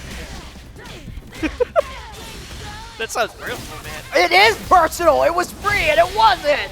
A nice level 1 to finish the round. Unlike Southwest's pet policy about bags on flights. Yeah, Cubano Loco takes it with a level 1. Aki Guy trying to close that space, but unfortunately is punished for that walk up. Aki Guy's also trying to make sure that they close the distance in the win-loss gap. Cubano Loco on set point. Has a decent amount of rounds to win to get that win. Still though, Aki Guy has enough life to contest this round. Ooh! That was awesome. Yeah, great check. Goes for the command grab. Restricting the life out of Jury. Alright, nice drive rush throw. And look at that, Aki Guy is in a very good position. Yep. Easy take on the round. Set point versus survival column. He didn't get that anti-air, but that was a DI into wall slide. That was great to end it. A nice anti-air, DP. Yeah, that was because of the punish counter. Cubano Loco was able to get the windmill right after it. Dive kick sends Aki Guy right to the corner. Now there's 3 really good Juries at Guildhouse. And Cubano Loco, that means No, we're not going for 3. No magic wishes here. Aki Guy, though, he's going to have the wish on a shining star because Cubano Loco is not going to drop this, but will drop him with a perfect KO. Unfortunate. That was a very slow-paced, methodical Jury. We're so used to the cracked-out Chumpslayer Jury. Because Chumpslayer. again, I told you, he's offensive, he's pressure, he's making sure that you do not have options, and you do not even think you have options. No, Chumpslayer, when I first talked to him about Jury, he really likes the rushdown style because he wants his opponent to guess. But he will slow the game down. If necessary. You definitely need to slow the game down. But Chumpslayer is definitely the kind of guy that will like throw NOS in the gas can in Fast and Furious. Oh yeah, when he has that NOS, he will use it. And he's also good at slowing the pace down when he needs to, when his gauge is low, and when he's in a critical situation and in a critical spot. He knows when to adjust and when to wait. It's also just off of the matchup, like when Chumpslayer is fighting, say, JP. Yeah. He will need to slow that down. Also against TreeWiz, he will slow that down too, or he'll just go faster. Yeah, it's very hard to be offensive against TreeWiz with a lot of his options being incredibly. You mean when you say all of his options, you mean standing medium, punch, OD hands. Alright! I think I've internalized every single Honda soundbite because of all the TreeWiz. I think I've heard Honda soundbites as much as I've heard Guile soundbites. Yeah? Yeah. Yeah, TreeWiz is a consistent player here. And almost always in top 3. Also just finished just shy of top 8 over at Genesis. Both him, YJK, and I believe DJ Norb got pretty close too. Yep. DJ Norb doing a really good job. Also, a pretty good commentator. We got that modern commentary. Also, you know the DJ Norb face whenever you say modern. It's wait. Oh yeah. I don't know if you know, but there's a Lucas that goes to UFNet a lot. A modern Luke. Oh, I know. That Lucas rarely leaves UFNet, but he is in there till 2, 3 a.m. And I've heard stories about how single-mindedly focused that man is. Oh, he logs in, and one thing that I recently learned is that TreeWiz has a bit of a nickname for him. His name is Mucus. Modern Lucas. Mucus. You got mucus. Mucus. Yes, but I know that both Lucas and DJ Norb have insane reactions, and that's not just because of modern. Like, don't try to drive impact them while burnout. Don't try to jump in on them. Yeah, and one thing that I've learned recently is Japan is really leaned into modern, and they're okay with it. They're comfortable. They understand how to exploit kind of that reactions, because ultimately, since DP is just one click away, you could bait it out so much more easier. Yeah, I really like how the modern conversation, as in modern controls, has really flourished. We have a lot of players like Demchep, who has been championing the necessity of modern and easy inputs. Like, have you been aware of the discussions? Not too familiar, but I'm aware about the necessity to basically modernize buttons to make sure that it appeals to a newer audience, but also it doesn't lose the previous hardcore audience that preferred the previous method. Yeah, that is a big part of it too. And another reason is that like Demchep, she has gone on record and say because of her certain motor skill disability, I forgot what it is, but she is unable to do a lot of the motion inputs. Like, her hands just can't do it, even if she were to lab all night. And playing modern allows her to get access to all the characters' kit. And I think the world is only better for players like her playing this game. Yeah, it's a great resource and a great way for them to be able to play it. And there's also like a lot of disability controllers. Yes. Which is very nice to see, because ultimately video games are fun. Yeah, I feel like everyone needs to try them. We have a friend, one of my wife's friends. He actually learned how to play Mixbox because he only has 3 fingers in his left hand, and he couldn't play Hitbox, and he couldn't hold joystick because Three-fingered Joe. And he has 1 leg. He's a really good dance game player, actually. Oh. Yeah. With 1 leg? Yeah. Sky's the limit. I mean, more power to you, man. Right, but the whole point is that because of Mixbox style, he's able to hit all the buttons with his 3 fingers, as opposed to how do you play Hitbox when you got no thumb? Yeah, it is. It is pretty hard, but that's the cool thing about having it's essentially a mechanical keyboard, which is why a lot of the reason why I went into Hitbox. And you have a lot of customizability, and I love that he was able to move past his disability and be able to play this game. Yeah. By the way, we got Chumpslayer versus Cool Whip. Cool with his bison, and Chumpslayer with his regular jury. Both of these people have extremely aggressive play styles. Chumpslayer, well, this man has won so much money out of us, and we love him. Yeah, we just talked about it as an offensive pressure. And Cool Whip playing M. Bison, a very offensive character, but really bad defense. Yes. You are absolutely right. We're talking about the character fight. Cool Whip's defense is pretty good, but also defense could be just more offense. Well, which that could also bite you. And we see a decent conversion off that whiff throw here. And Cool Whip jumping in. I'm very cautious about these buttons that Cool Whip is whipping in the neutral, but still manages to catch it. And that's a Ooh, big no punish over the ODDP! As what we say, a draw opportunity just happened right there. And there's that level 1 to end that round. Good call. Level 1, excellent. Jury can get level 1 so fast. So I'm not surprised that Chumpslayer is going to spend the meter to get the kill. Using that here to close the distance, especially because Cool Whip was trying to back forward, but unfortunately gets the hit and lands a conversion here. That dive kick was missed space. I would like to say terrible dive kick, but I don't want to get dragged on Twitter. Again, you did mention it's very easy to get that level 1. Not to mention, check out the super gauge. Chumpslayer is only 3 hits away from getting a level 1 again. Okay, maybe that was 4. All right, he's in burnout, and he uses the DI against Cool Whip in the corner. and gets the first game for chumpslayer. Yeah, Cool Whip really had some. Oh my God, we're starting in hot.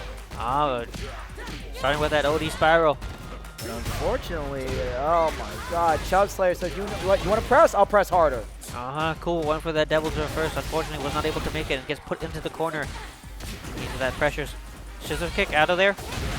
Ooh, an empty drive rush gets that ODDP and gets the land. Yeah, did you see how chumpslayer baited out the parry attempt and then Cool Whip got punished the recovery frame? That's sick. I know that both chumpslayer and TreeWiz have been training with Coach Kumo, and the very DNA, the fabric of their gameplay has been changed.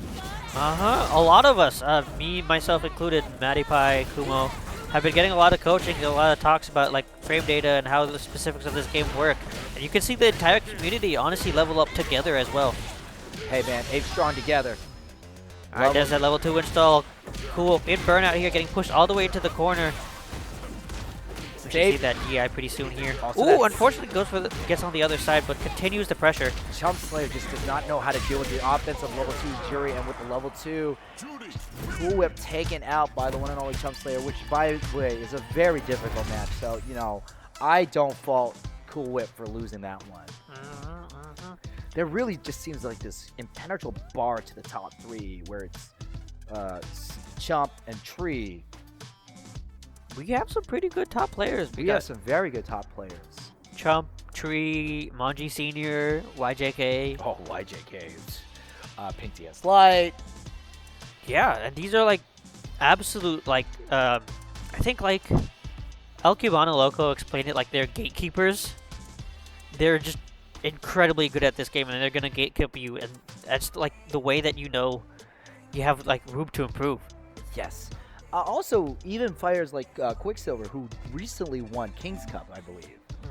Oh, I was there for that. Quicksilver was a very happy man, and that's not just because Madhouse pays out all their pot and he might have gotten a really good payday. Oh yeah, I'm sure it was. I hate how half of them are games, not gonna lie. I like more character variety. I need it. Give me new characters with new vibes. It's too homogenous. We got TreeWiz versus Spoons. You know, what is stronger with TreeWiz? His Honda gameplay or his ability to find the camera and do a dumb face? Both. Oh. He's for the community, man. He's for the vibes. But hey, we want to talk about someone who's for the community. That's Spoons with OTG really representing the East Bay of the Bay Area. OTG is currently on hiatus, but him, Marco, and Banshee, I believe, have been doing their part in making sure that that side of the Bay is really is taken care of in terms of fighting games. Respect it, because we got that. We got to make sure no kills. Like, oh yeah, this is a team kill. This is a team kill. There's 2 Filipinos here. There's 2 Filipinos in the booth and one Filipino in the booth and 2 on the stage. Hey, I'm a different color brown, but I'm still brown, you know? Yeah. Also, one day, I really hope TreeWiz does go for that Dhalsim pick, because I keep on seeing him bait and like show that in the character select screen. So I'm with OD fan, close up the space with the throw. Yeah, puts him into the corner here. Yeah, TreeWiz is inclined to block because of that OD fan, and Spoons manages to get the throw in just right. Ooh, goes for the drive rush, gets a couple lows, chooses to burn out here. Sige, let's go, Maganda, block pressure. Alright, I don't know if that's an infinite, but I do know that's a consistent combo that TreeWiz likes to use against people in burnout. Oh man. Ooh, gets the buff again, continues the pressure here. 20-hit combo, and it's going to be the round. Yeah, nice shimmy to bait out that ODD peak, and that is punished. TreeWiz boxed that up like it was part of the SBC packaging company, because we pack anything. What are we talking about? It's Filipino humor, okay? No. Check chat, bro. What does Moogle talk about? Oh. Tries to go for the overhead, gets tech. You know, I think if we punch E Honda, he wouldn't bleed blood, but it'd be more like Dino Guan. Chocolate meat, baby. Also, that is the biggest lie! Don't ever let anyone say that it's chocolate meat and let him get away with it. It's not chocolate! A nice ODDP to get the pressure off, but gets him to burnout, and TreeWiz taking his turn back. There's that combo that he likes to use. Oh, now I noticed that TreeWiz gets in trouble a lot with these whiff command grabs, and Spoons is going to make sure he pays dearly, but Spoon had to pay a lot for that victory. You like it, Spoons and TreeWiz tied in rounds, but TreeWiz has that full meter, and we know this guy knows how to use every single super behind him. Spoon starting the game off with that drive rush overhead. Unfortunately, got that drop. Oh man, catches the low medium kick after the block headbutt. I like this. Spoons ain't being no pushover. All right, Spoon's backing up here, trying to see what he can work with. You know, E Honda might be the larger man on stage, but right now, Spoons is more of the big spoon in this interaction. Ooh, nice conversion to the level 3 there. Now, that's going to be some really good damage, and that's going to burn out Spoons. Very unfortunate. TreeWiz, a lot of momentum in his favor. Yeah, and he had very low drive gauge on his own, so he was able to use that to his advantage to get his gauge back up. And there's that OD command grab, getting him the first round. Oh, man, Spoons was really close to that victory, too. You can see it. That was an FGC nod. That's the one where they look like a statue on the board, like yeah, you know, where they just don't move a single muscle. A more aggressive Spoons. Whoa, stops the startup of the fan. Gets into the corner here. Oh my. With pressure, man. Comes the pain! That's level 1 to finish that out. And with that level 1, we are now at set point. Spoons, who looks really close right now, is far distance away from taking out TreeWiz. Managed to put TreeWiz in the corner with that pushback, but TreeWiz with the drive rush combo of his own to put, and gets the buff in. Yeah, we give up Oki in order to get that buff. That means that when TreeWiz uses the E Honda hands, he's going to be able to confirm it to better combo routes. It's an intentional decision that you see him do all the time. It's an investment, pretty much. Let me give up Oki now to do more damage later. Nice side switch to the throw, gives for the OD hands to continue the pressure. It normally blocked OD hands to end your turn. Because of buffs, we can do stuff like this. And that's a level 2. Oh my god, meaty clap and Spoons taken out. I mean, that was a really strong first game from Spoons. And you know what? Yo, shout out to Spoons Fit. Yo, white sweater, gold chain. I like that. Gotta keep it simple. Gotta keep it classy. It works. Oh, hi. Oh, hi. And hey, I just realized that TreeWiz is wearing a Groot sweater with the Groot stick. Yep. He really loves Groot. Well, that's his main thing. That's why. Well, yeah, there's two things TreeWiz really loves, and that's Groot and Marvel Rivals. Well, yeah, it's got Groot in it. And he's been recently really deep into that grind. I know. He calls himself the dealer. He's oh, come on, play Marvel Rivals with us. The dealer? Yeah, you know, first hit's free. The Marvel Rivals dealer. Oh. You know, like so many people got into Marvel Rivals just like because of TreeWiz. I mean, honestly, we have a pretty big community, and like with all of us being interested in the same kind of things, we all tried the game together, and it was interesting. Can we get like a 6v6 Street Fighter one? Like who would, you know, E Honda would be tank, Jury DPS. Like what would Aki be? Aki feels like a healer. I know she's a poison thing, but like. Alrighty, we got Magua versus Hako. Magua with his Akuma.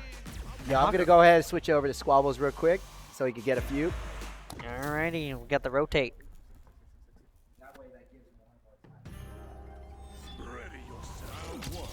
Alrighty, here we go. Start off right off the bat with the fireballs from both of these guys. Yeah, those are two Shotos. That's what you gotta do. There's a decent amount of fireball on Magua with a decent like low gauge here. Just gotta be careful. And of course, Akuma being the glass cannon that he is, of course, one little mistake, he'll take a lot of damage. Tries to go for the demon chop, but unfortunately he's not able to get it. Puts Hako in the corner here. Oh, the perfect parry takes his turn. Some like jabs. Yeah, that side switch, gotta put him in the corner. A nice empty drive rush. Oh, again, another perfect parry with the drive rush. He is ready. He's aware. He's behind that wheel. You can tell he plays. You can tell he plays against a lot of Akumas. Nice parry from Magua. Oh, gets hit with a low. Medium Tatsu. Oh, nice reverse. Oh. Is able to get it, uses that fireball to push that space in. This time is able to get a confirm on that drive rush. No overhead. Goes for the demon flip again.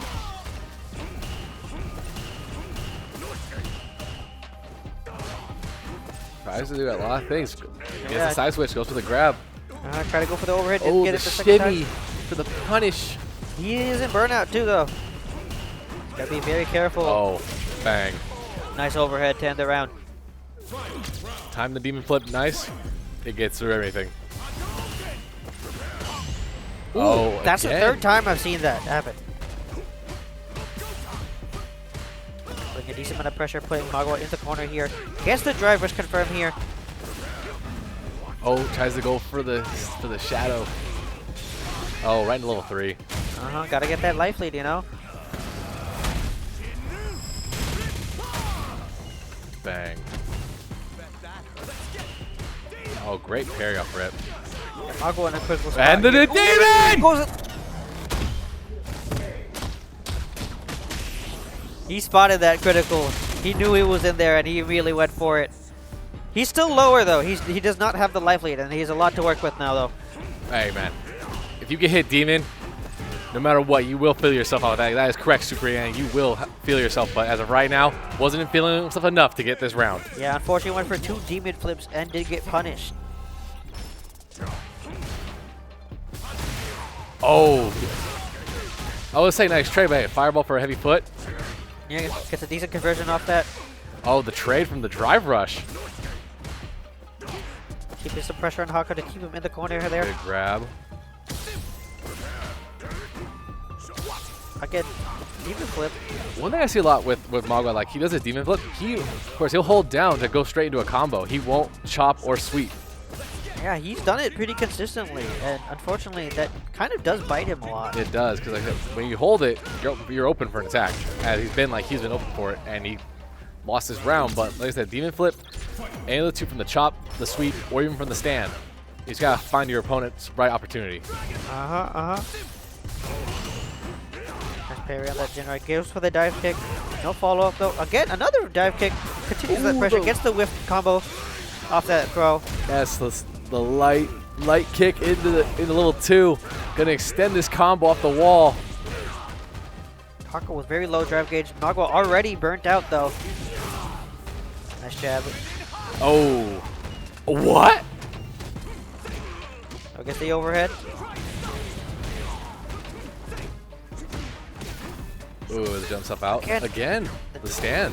Does Oh! not get the DI. Gets The light demon flip to get over from the DI. He's cooking. Tries to go for the jump in, but the spacing, he goes for the DP. Gets punished for it incredibly by Hako. Gets put in the corner here. Oh, light jab. Yep. Here we go. Light fireball, medium. Oh, great parry. Drive rush in, tries to get some damage, but misses his grab. Oh, able to block the uppercut. That's gonna have some damage. Oh, Nice bad check timing. for the drive rush. Oh, there we go. Proper demon flip into level 3. Hako should be very low from this. Oh yeah, no. Oh, I'm like, depending on what he did. Ooh, Oh, wake up level 3. oh, it still hits. Unfortunately, he did not realize the distance, how much it goes through. Oh yeah, he's feeling that one. He's feeling that one. Wild interaction right there. I know the confusion of everyone. Missed the level. Didn't get the cinematic for level 3, but still hit. Then went to an EX, but was able to get off of that. Hako with a perfect parry, putting Hako in the corner here. Chooses to get burnt out. A real tight situation here. Ooh, gets the low forward, chooses to go for the demon flip. Again? Yeah, like I said, with Magua, like does a lot of demon flip. He also gets burnt out a lot, but a lot of times he don't let burnout control the match. Ooh, nice level 1 response for that. Nice reversal. Oh. The DI for that wall splat.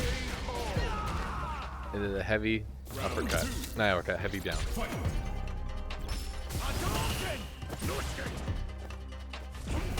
Oh, nice parry. The spacing. Oh, great timing from the dodge.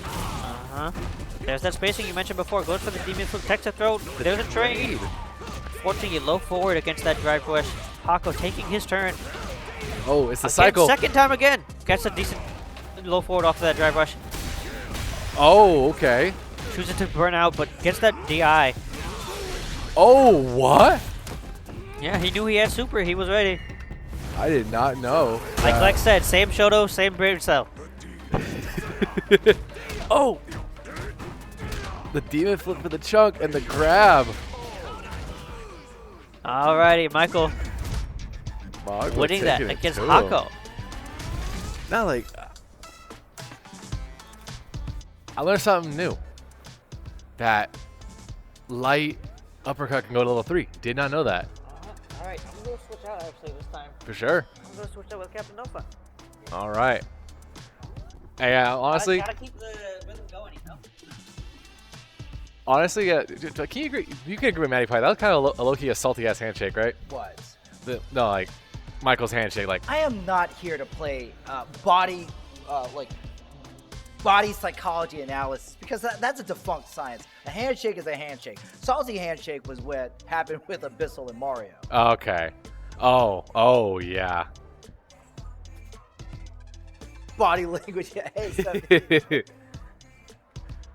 Oh, man. But no, great match. Oh, my mistake, Doctor.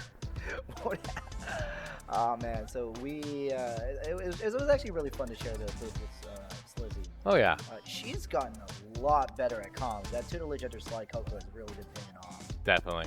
Yeah, because we have been seeing them in the booth together quite a bit and everything. Well, Slizzy made it a point to get really better, and she has been shadowing Sly Coco and paying attention to how he calls things, which is why it tripped my brain when she said low forward. Went, whoa, that's a Coco thing. Yeah. Well, Coco's the only one who says it outside of TreeWiz. Yeah. Not me. I don't. I'm more new school commentary. Yeah. Like every time I hear low 4, I think of Tekken because like a low 4 or like down 4. Like a down 4, down forward 4. Oh, a handshake is not a handshake, man. There's like 50 kinds of post-game handshake. That is absolutely true. Also, shout out to you, Super Yan, putting on some amazing events in the Bay Area, such as the breakfast meetup over at Magitech. That has been going along very swimmingly. Coffee and combos. Yep, it is coffee and combos. Coffee and combos. How was the coffee? Pretty good. Yeah, I only recently started drinking coffee, so I'm always down for as the youngins say, a cup of Joe. Buster Engine. So Straker Man versus Straker Man's in chat. Hey, how you doing, Straker Man? Aki versus Jury. Aki, but this time it's Solid Snake versus El Cubano. Oh. Great spacing. Always good to have, like I said, that beginning dance in the very beginning, to play the round. But as we're going into this, takes a hit off in the air, but Solid Snake taking advantage of this right now, going into the corner for El Cubano Loco. Yeah, Solid Snake is a lot more of an aggressive Jury than Aki guy. Oh man, look at that spacing trap with the standing knee. And the squeeze! Squeeze every penny. Cubano Loco really not prepared for this somewhat offbeat Aki. Dude, Aki's Great. so cool. Great response. Good grab. Yeah, that grab does sail it in. Solid Snake drive rushing to get away from the corner. Oh. Another one. And that's a counter hit throw as well.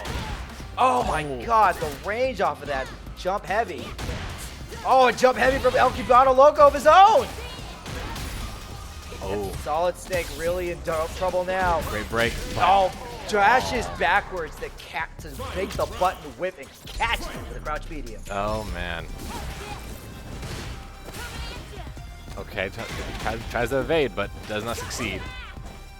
Drive rush to switch sides. Lack of anti-air from both fighters, allowing a lot of jump-ins. Oh, the spacing from Cubano Loco just outside the button. Oh, the perfect parry from Cubano Loco. And we're just answering with a throw.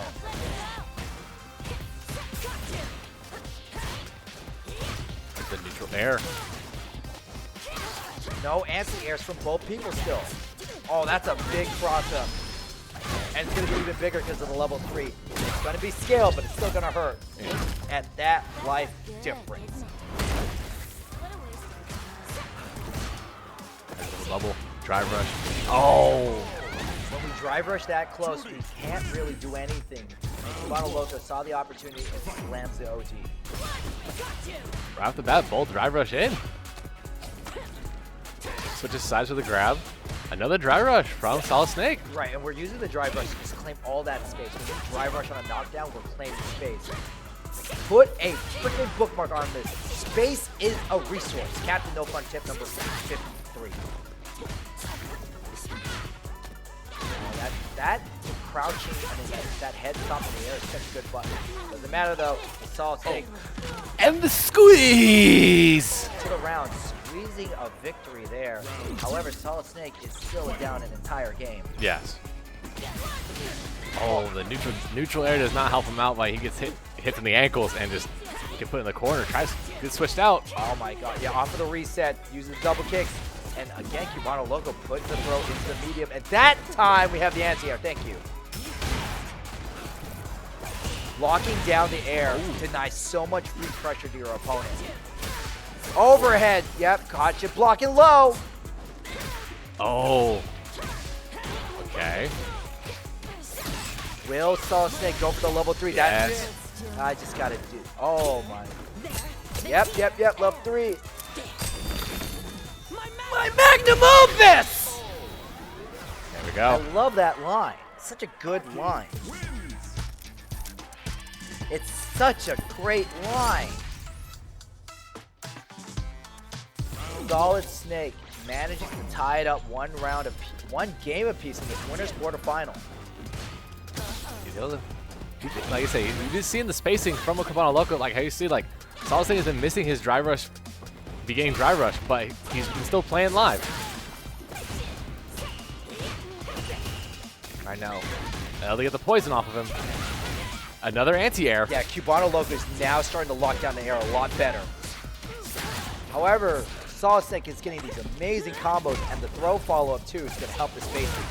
Oh my god, got baited.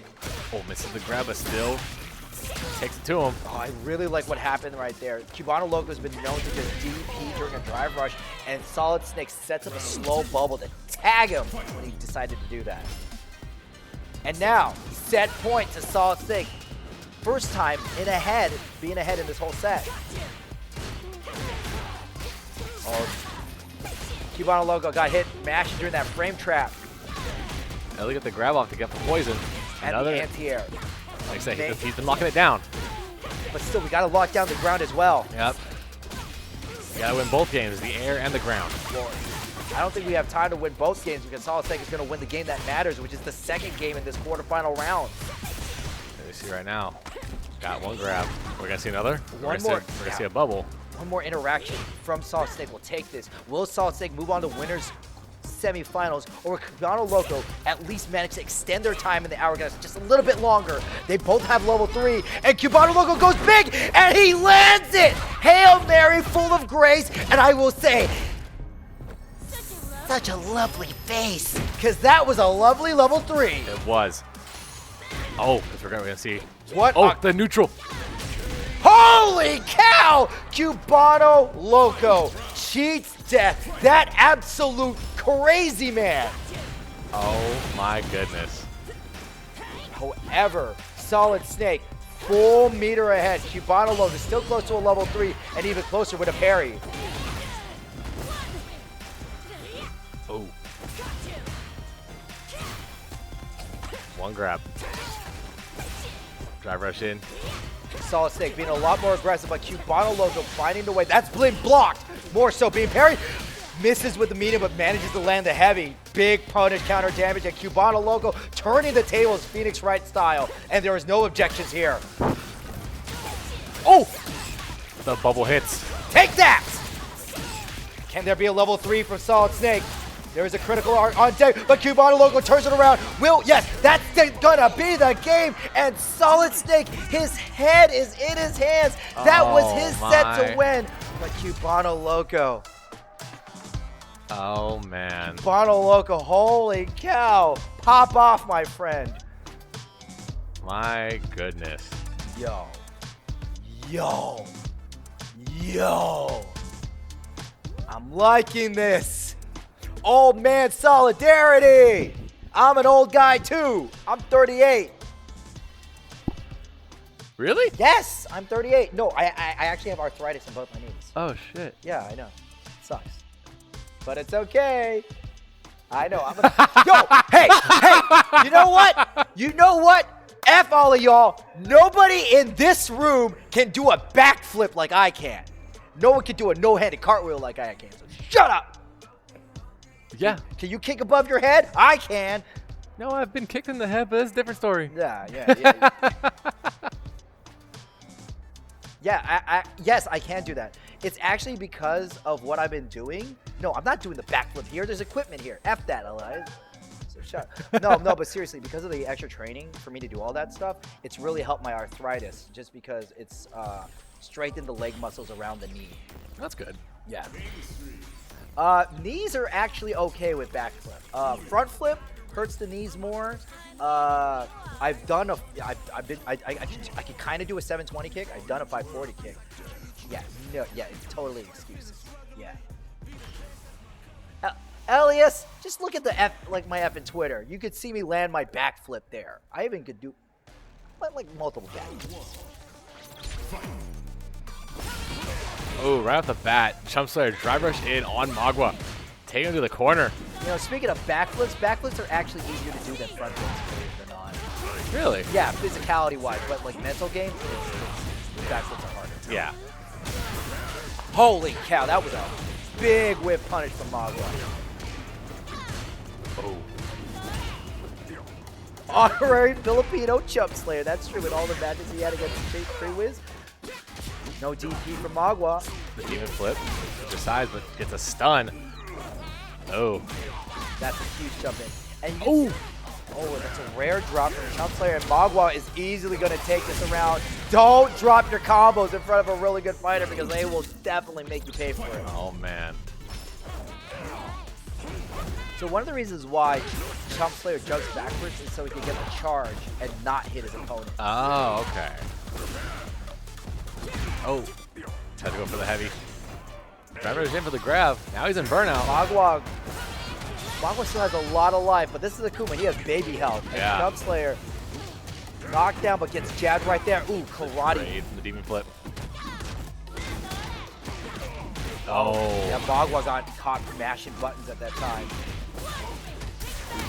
Oh, did you see that? We used the crouching jab to start ourselves short, allowing chumpslayer to throw the drive impact, and Magua eats it all in his winner semi-final round. Oh, man. Oh, right off the bat, both air. See, from the grab and chumpslayer, both drive rushing. Oh, the heavy. And there we go, the low. Oh, tries to go for the heavy. Oh, that's a big stuff right there. That's a huge button for chumpslayer to land. Oh, and the grab. That's punish counter damage. And yeah, this is more than the game. Yeah. Yeah, chumpslayer. Winner semifinals, first game goes to him, fighting in the streets right now. oh, tries to go for the EX Fire Fist. Overhead. Oh. Yeah, chumpslayer's not afraid to throw that raw overhead to just get the hit and get the position. How was that? Magua can burn out again, but like I said, when you play Kume and play like Magua, you don't let burnout control the way you play.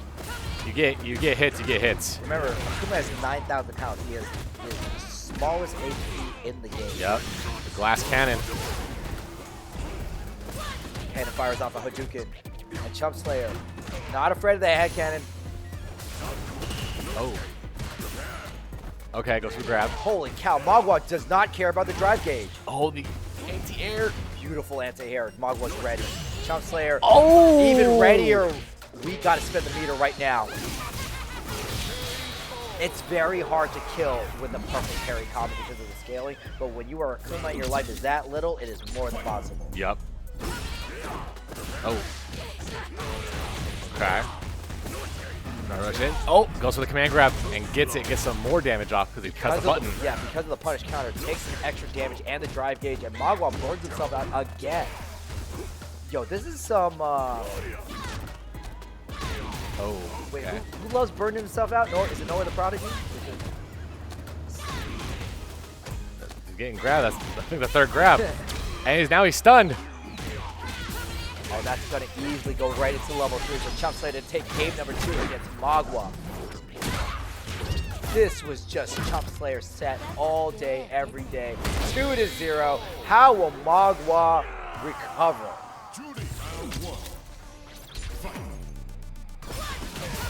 Oh, right off the bat, drive rush in the low. That's been Chumpslayer's thing. Right off the bat, drive rush in. Thank you. Thank you. It's Noah the Prodigy who keeps burning himself out. Magwa the Oddity. Good grab to switch sides.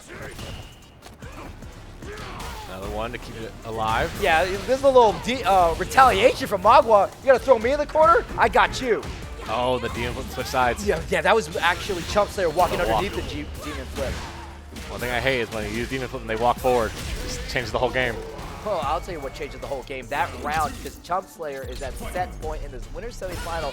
Magwa doing tremendously well to get this far in the tournament. Oh, nice. Oh, okay. Beautiful confirm off the crouching.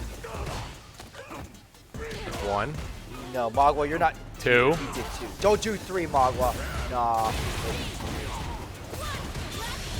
Level 2. Yeah, that's a great call because Magwa will have to burn himself out with the driver reversal.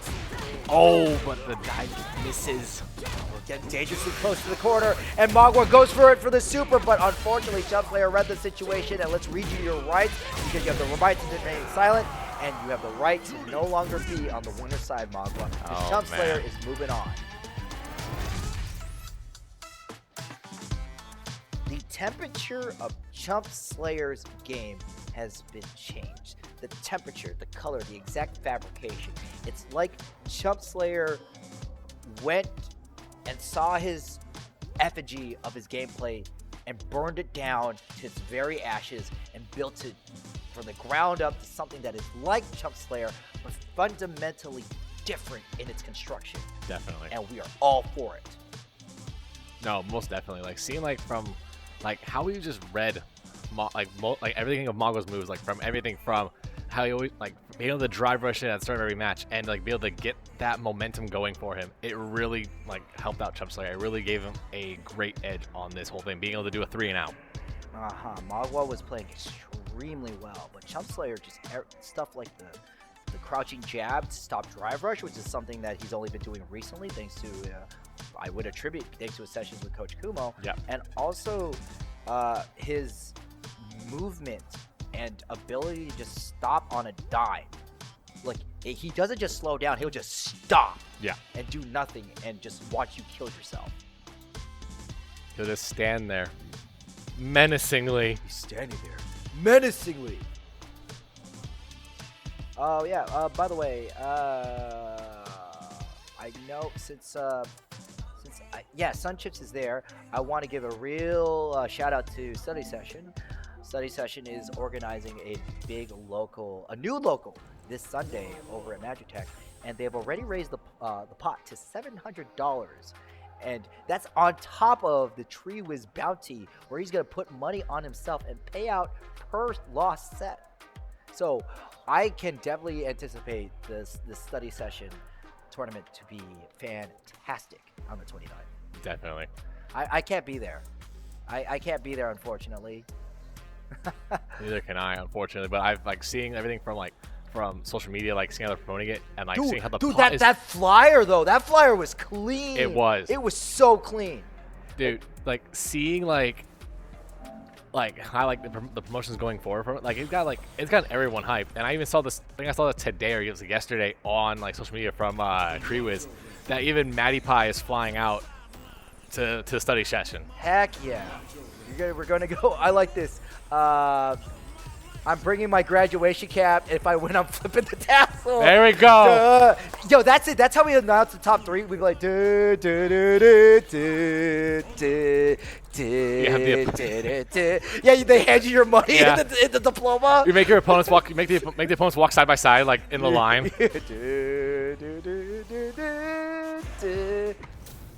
Oh man. I believe so. There's going to be Guildhouse next week. I think there is, yeah. If you, Matty Pie, if you can't, be sure to also check out Youth Nets coming in on Wednesday. Oh. I can't be there. Me and a few others are going to be flying out. So please, I'm sure you're all gonna kill it. Go for the hug. Okay, this is a match that Cubano Loco has notoriously kept losing. And look right now, he's getting praised by the sun and is getting it taken to him right now. You know why we all started saying praise the sun? It's Nerd in the Bay. Ah. So what happened was, let me guess, you heard it from Doki, right? I think I did, yes. Yes, so Nerd in the Bay kept saying praise the sun. I kept saying, I said it to Doki. Doki says it around you. Yeah, it's the chain reaction. Hey, yo, Matty Pie, where you from? What area? You don't want me to ask you. All right, TreeWiz slowly marching his way in, stops the drive rush with the standing medium. Oh, what? Holy yeah. Joby? Yeah. Oh, so when you said the East, you weren't talking about New York. No.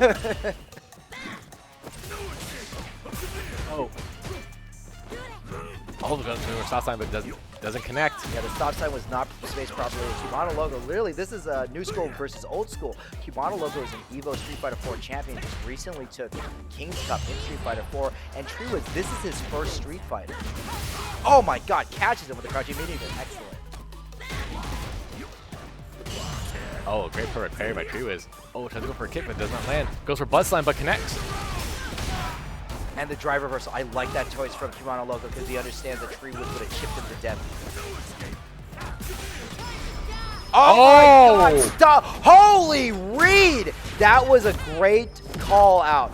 TreeWiz wanted to use the overhead to get the kill, and Cubano Loco with these level 3s manages to get the round, but it's only a round.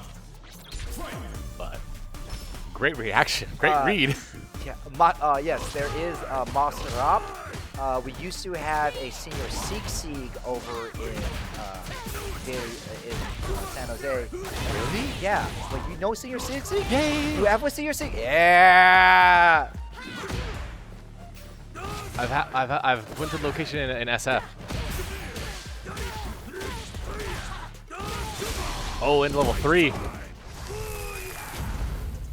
Oh, this is going to be at the Ring of Fire. Cubano Loco in trouble now, burnt out, lots of damage in the corner. This is a recipe you don't want to have your opponent cook. Oh, the patience for TreeWiz, waiting for the attack and just get it on. That dive kick was... That was a dive kick. Forgive me, chat. Arise. Oh. By the way, there is a Filipino restaurant near Stevens Creek called Tatsilog, which is a Filipino cantina, and there is a really good Filipino restaurant in New York City, go figure, called Black Crow. Okay. Oh man, crosscut TP, you know Cubano Loco's got that. He does, and seeing the patience of TreeWiz. Oh, but the anti-air. I like the decision of TreeWiz to use the Sumo Spirit. He understood that Cubano Loco was not going to press the advantage, so he might as well force a move by doing Sumo Spirit. Yes. But the spirit of Cubano Loco, the spirit of Street Fighter in his veins gets that round. This is winner semifinals. And can Cubano Loco be one of the bracket gatekeepers of TreeWiz? Find out. Right now, Cubano Loco looking pretty okay right now. Yup. Oh! And the backdash makes sure you're throw immune, allowing TreeWiz to get this huge combo. Oh, but we mash on the jab. Mash on wake up. Oh, the crab walk. Save. Oh. Holy cow, that stuff, that's going to be scaled heavily. But Cubano does not care. He's not going to get a lot of damage. More importantly, he's going to get that drive gauge wasted. Critical arc burns out TreeWiz, and with that, that's going to be 1-to-1. Cubano Loco versus TreeWiz. They are tied up. Oh, man. And right now, TreeWiz not. Yeah, that's the serious TreeWiz. I don't know if that's the serious TreeWiz or is that. Oh man, I'm not feeling it right now, TreeWiz, because normally he kind of goofs off or does the FGC nod. Yeah. That was a different expression I'm not used to seeing. What's up, Ninja Blaze? Ninja Blaze went to Grand Finals with Cubano Loco. Was it Grand Finals? Oh, no, it was somewhere near final. Ninja Blaze versus Cubano Loco was a good set. 1-2. Bang. Into the bus line. Oh! Yeah, that actually will cause that kind of correction midair, and TreeWiz will land first, allowing, well, just that. Oh, goes for the command grab. Misses. Oh man, it's the crush. Backdash in. Yeah, TreeWiz was anticipating a throw for Cubano Loco, but Cubano Loco wasn't biting. Level 2. That's right. Where are you gonna? Yeah, Cubano Loco has been using the level 2 a lot more. Shades of Mario and chumpslayer. Yeah. But TreeWiz shuts it down with the headbutt. Great timing for the headbutt. I forget that headbutt has a little bit of armor to it. That's right. E Honda's headbutt is not invincible, it is armor. That is something that TreeWiz will tell you, that outside of Super, E Honda has no invincible reversal, unlike Jury. Gotcha. Loco burnt out, he pushed the corner. Oh! Misses the butt slam. Well, yeah, thanks to the crossbow. There seems to be actually a different sort of set. Right now, in addition to what's happening on stream, the fighters outside, the players are gathered around, which I believe is Agent versus Badman. They're watching that set. Oh my goodness. Okay, but we gotta keep our attention here. TreeWiz versus Cubano Loco.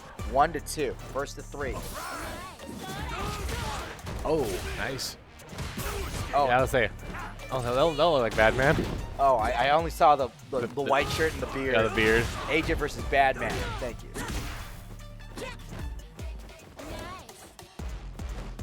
Oh, the patience. Oh, the drive rush.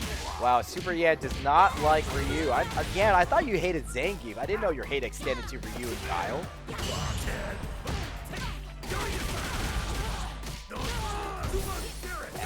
Okay, so that's actually an interesting decision. So TreeWiz can finish that string off of buff hands with either butt slam or torpedo, and he uses torpedo so he can secure sumo spirit versus butt slam, which secures open. Oh, interesting. Cubano Loco still is able to take this, but TreeWiz can land one solid combo. Oh. Not exactly yet. We're still even, and that sweep, that long-range sweep, puts Cubano Loco close to tying it up. The multi-dose scored. Oh, but the drop combo from Cubano. This is the stop side, but the chop. Yeah, that chop is a really good anti here to stop crossing. It's not a good hitbox. Oh, the side switch. Jump back too. Maintain the space. E Honda has to approach with the headbutt, which is pretty dangerous. Oh, I love the jump too.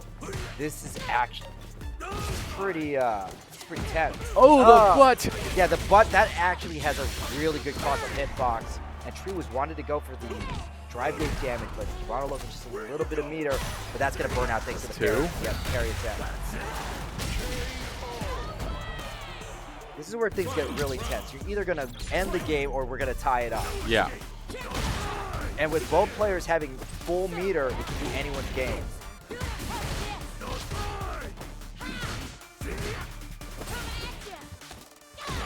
Great grab. But look at that. Both of the people are slowly. Oh, man, that's unfortunate. I don't know what happened right there. Cubano Loco landed a really good air move, but no, but TreeWiz on top. But oh, the stop sign. That's got to be level 3.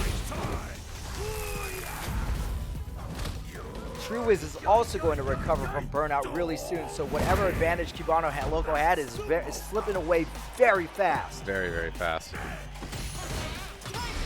Oh! No, he's going for the big one. He's done that. He is 3 for 3 for baiting out. That's not random. That is calculated, predicted, and he put it all on the line right now. And we are so -6. That's going to be the round. We are tied up. And Cubano Loco has tied it up against one of his many archdemons in the bracket, TreeWiz, and you can feel it. He's feeling it right now. The momentum. Oh my goodness.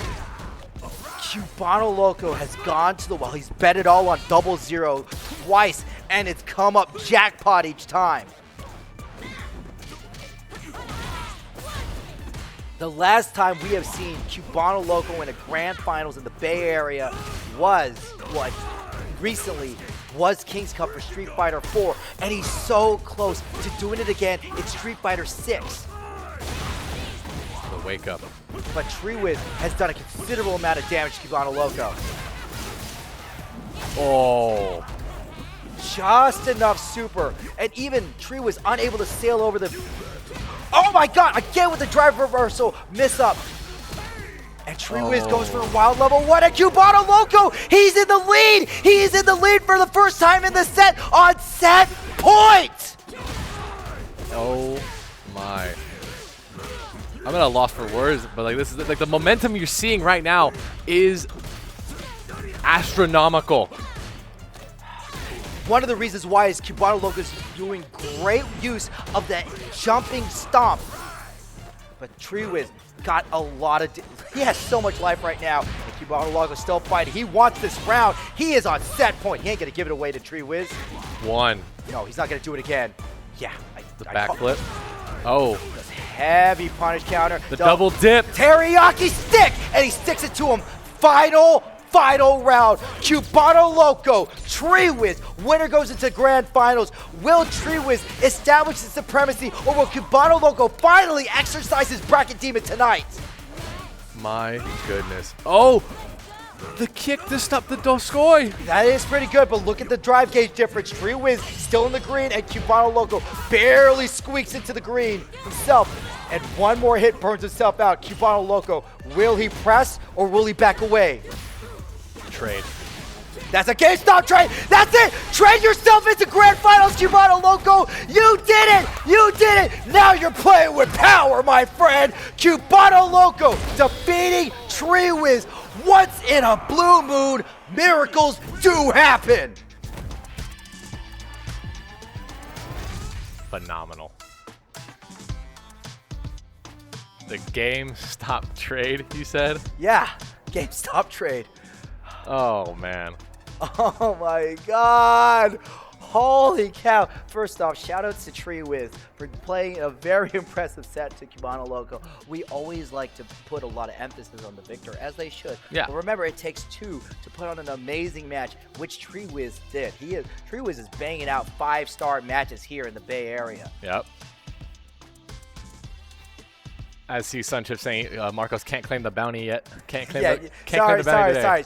Nope, you can only claim the bounty this Sunday over at Magic Tech, where TreeWiz will put $100 of his own money. I mean, what is up with this? Like, first we had Abyssal versus Mario money match. Then we have Trauma and Sly Coco, and now TreeWiz throwing his own money in. Thuggery is back in the FGC, people.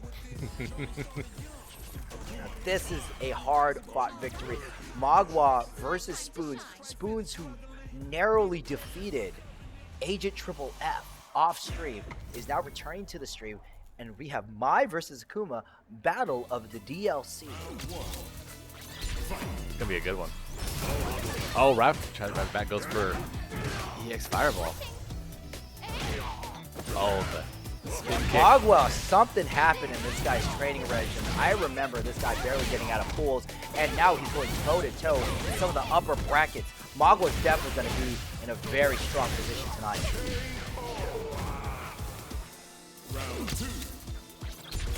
As Spoons takes the first round, we're going to round 2.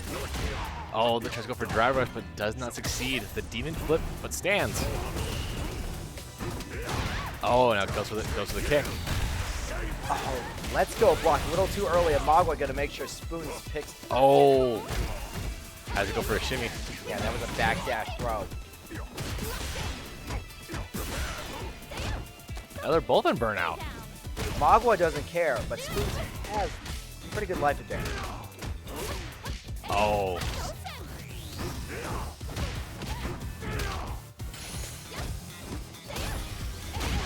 Oh, big button right there. Spoons takes the first game. Look at that, they're both ready to right off the bat like that into the next match. Yeah, instant lock in. 2 rounds already for Spoon. Oh, great evade by Spoons, just to keep the pressure on. Oh, the neutral air. Goes a little low. Oh, great. This is a really good. Oh.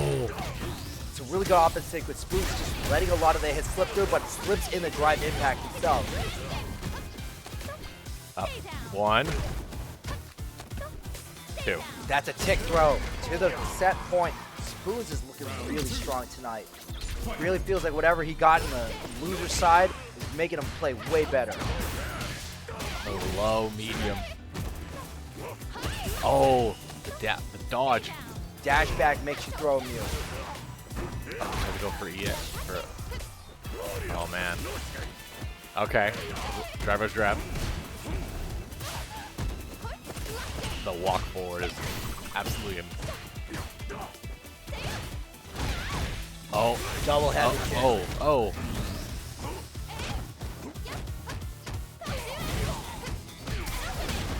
That's going to be it.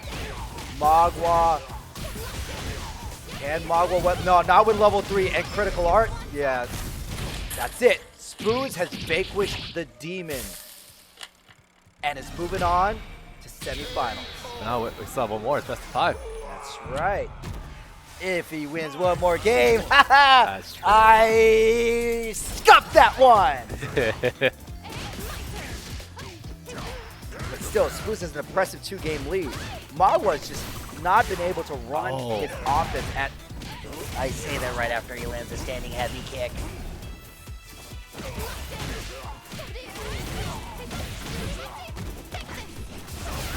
Oh, nice. The air fireball. Right, but doesn't really pick it up. These two, beautiful anti-air. That looks like a flash kick. You know what? I like that move. That's cool.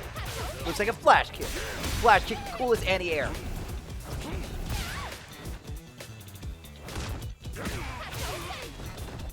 Oh, big grab. Can we see another one? No. Oh. Magua, beautiful confirmation to the level 1 super. They go in the anti-air, and Magua lands with a better button, allowing him to secure that combo for the round. Magua needs this round extremely badly, because if he doesn't get it, he's just dead. And we can just see Spoons is the slightly higher seed at 8 versus Magua's 10. And that is just because Spoons has been playing in more tournaments than Magua. Yeah. And now Magua the EX. forced to commit, but Spoons was ready for it. Classic throw loop situation. Now we're in final round. This is for all the marble squabbles. Oh. Magua don't care. Magua casually. Oh. That's big, but not big enough. Oh. This is going to be huge. But no, Spoons is pretty smart. He's not going to spend the meter just yet. The perfect parry. Yeah, he can't get the kill now. He's going to hold on to his resources for a rainy day.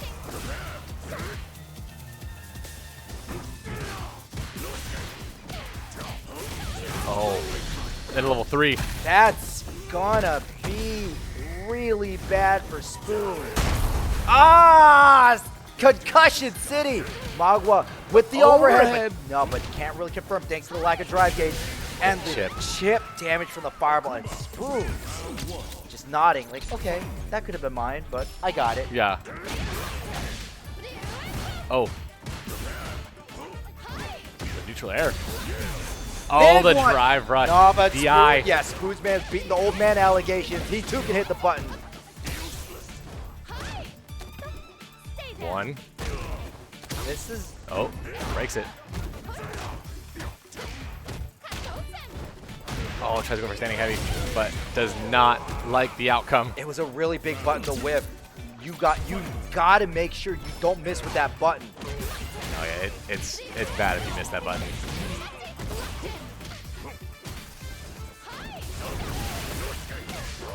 Oh.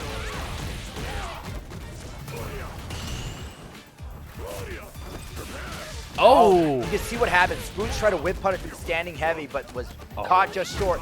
That could have been a big combo. Instead, we get the side switch, and Magua wisely goes for a fast reversal. Light demon flip to switch sides. And Magua, I don't know how to feel about this. We're going to spend all of level 3 to get this one round. Well, that will keep you in the game a little bit longer, but at what cost? At what cost? Like I said, you could have ended up with anything else, but when you got the momentum, go for it. That's true. Magua fighting a little bit more braver right now. Whip punishes the throw attempt. And now it's Spoons playing a little defensive. Spoons' offense is not as tight as it was starting this. Oh, misses the standing heavy. Okay, burnout sequence from Spoons, excellent. Good throw tech from Magua. No, Demons flip! the light demon flip. Oh my goodness. The shadow step. This is going to be the game!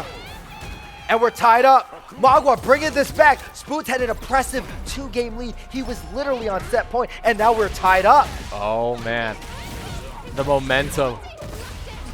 He is one with the Satsui no Hado. I don't want to be the one with the Satsui no Hado. That's a mean style. Well, that was pretty mean right there. Spoons, though, finally making sure that he gets the full punish damage for these whiff throws. Oh, another one. Oh, you can see. Spoons is mad.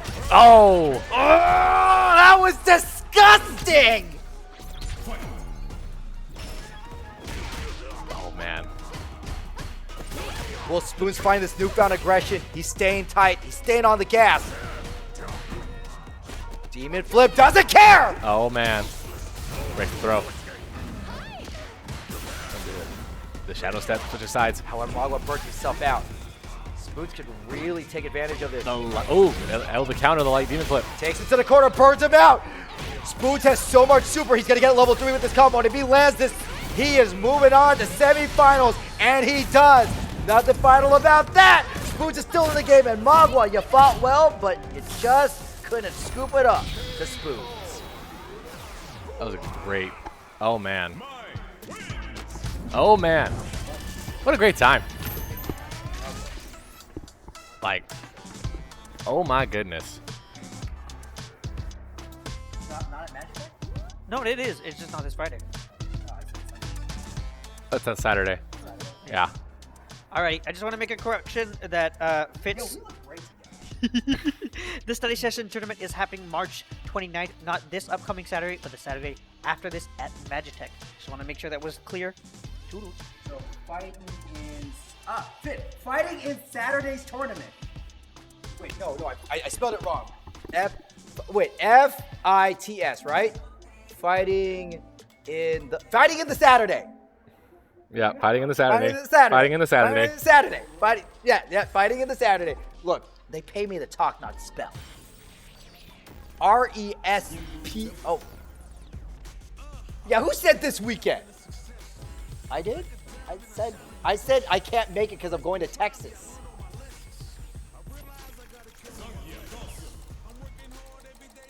Yeah, I can't make it because I'm going to Texas. I'm not flying out this weekend in Texas. I'm flying. Houston, we have a problem. Oh man. High Speed Rail. This is another player that's been on the come up. Shout out to High Speed Rail. This guy fought Idol. at Genesis. He did? Yes! High Speed Rail is another up-and-coming Shota player. And TreeWiz taking a swig of beer. Making it beer whiz. And we got Honda and then High Speed Rail supporting the evil Ken. Or Violent Ken. Violent Ken, yeah. Violent Ken. SVC Chaos. Oh, the palm. Great reaction from TreeWiz going to the chop. Getting some sumo spear, but hits with a fireball. High Speed Rail trying to get a connected, but it cannot get any confirmed until they do a trade. A double Doskoi. The parry, but did not hold long enough. Yeah, High Speed Rail is a very classic Ken. He knows the tools of his character, but can he adjust to the matchup that is E-Honda? Oh my god, drive rush, hungry offense, one throw, two throw. TreeWiz is stuck. Okay. That was a great sequence from High Speed Rail. Also, we need a High Speed Rail in the United States. I'm just saying, public transportation, that's top tier. Yep. Oh, tries to get the reversal, but does not get it. He's in the corner, getting dipped. Teriyaki stick. Yes, he is. He's getting himself a nice big hug. I know, he's getting sandwiched in this corner. Interrupts the Doskoi with a standing medium kick. High Speed Rail sent right back to the man. corner. The butt slam. And when we got a counter here, we could do dumb stuff like that. High Speed Rail with the first round, but TreeWiz on the second round. This is the first of 5. Best of 5, first of 3. Spawns up the Doskoi. Perfect parry. Able to get a nice string off. Well, the string is mainly there for the corner carry. Ken is disgusting in the corner. Very true. Let's see, has 1 grab. 2. Oh, it doesn't go for 3. Goes for. Oh, and but did you see that pause right there? Yes. High Speed Rail recognized that TreeWiz was waiting, was delayed, and TreeWiz takes another swig of beer, popping a little bit of bucks like Jimmy. I understand when you're in that situation. Yeah. You just feel like you can't get out of your head, and you're not being able to just flow with the game. Yeah. Oh, the parry the fireball. Another crab walk. Great read from TreeWiz. It really feels like after Genesis, a lot of our players went to some coaches and said, "Help me, bro." They're like, "You know what? You gotta eat lightning and crap thunder." The level 1 super gets High Speed Rail out of the corner, but does not escape being butt slammed. And TreeWiz is fighting extremely hard to get off of this back foot. And right now, like, just by seeing like how High Speed Rail has been playing, like he's like I said, amazing in the corner, and he's able to read TreeWiz. But I'm seeing how TreeWiz is able to adapt from how High Speed Rail is playing. Come on, this is not TreeWiz's first losers quarter. This guy was battling through the loser side of Genesis, and that was one of the most high-pressure situations in the Bay Area recently. Oh, they both missed the grab. Yeah, TreeWiz recovers slightly faster, but High Speed Rail lands a Shoryuken. Oh, the overhead. Puts him in burnout. And TreeWiz just going to disengage. Oh, okay. Excellent spatial awareness from TreeWiz. Uh-huh. Yeah, that could happen. Hits. Yeah, High Speed Rail did not time that throw properly. I believe, Kumo, correct me, was High Speed Rail 2+ off of that exchange because he was in TreeWiz was in burnout? The palms. Oh, tries to go for Doskoi, but met with a fireball. And thank you. So what happened there was if you're 2+ of an advantage, your throw won't land. Normally that sequence would have worked, but because TreeWiz was in burnout, it gave High Speed Rail too many frames to land the throw. Gotcha. He was actually 2+. Been seeing some trades. Oh. That's going to be more than a trade. That's going to be a counter hit. Oh my god, yeah, that's sweat. And he drops it. Oh, takes a foot to the face. But takes the torpedo to the bread basket. Oh. That's going to be the round. Thanks, Kumo. I just wanted to double check. By the way, yeah, I've been leveling up in commentary too, chat. So everybody's getting better. Oh man, has to go another. Oh, that's gonna be a good punish. Now, what was really interesting there was TreeWiz could have used the stand heavy punch to get more damage, but instead walks under him. He gets less damage, but better positioning.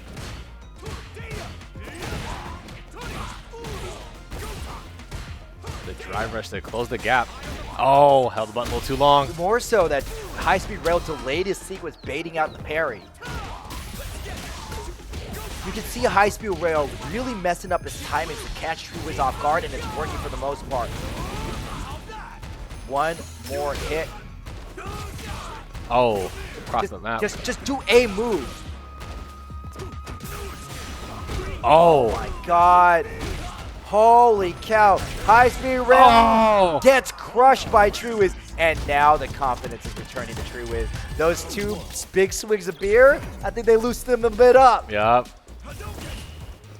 Oh my God, El Chicote!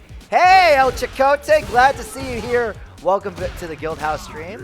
I believe this is the second time I've seen your name here. Welcome, welcome. My wife plays Lily, so I haven't watched a lot of your matches.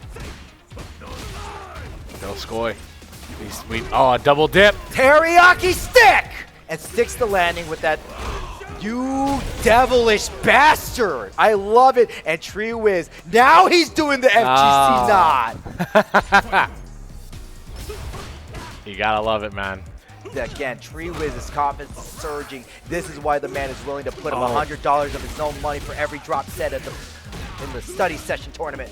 Oh, misses the command. I remember a lot of that. A lot of TreeWiz's damage was done to him off of missed command grabs when he fought Riddle. Riddle. Thank you. Oh, the butt slam. That's really been high-speed rail's kryptonite. He hunted butt. Oh. Now TreeWiz skating in.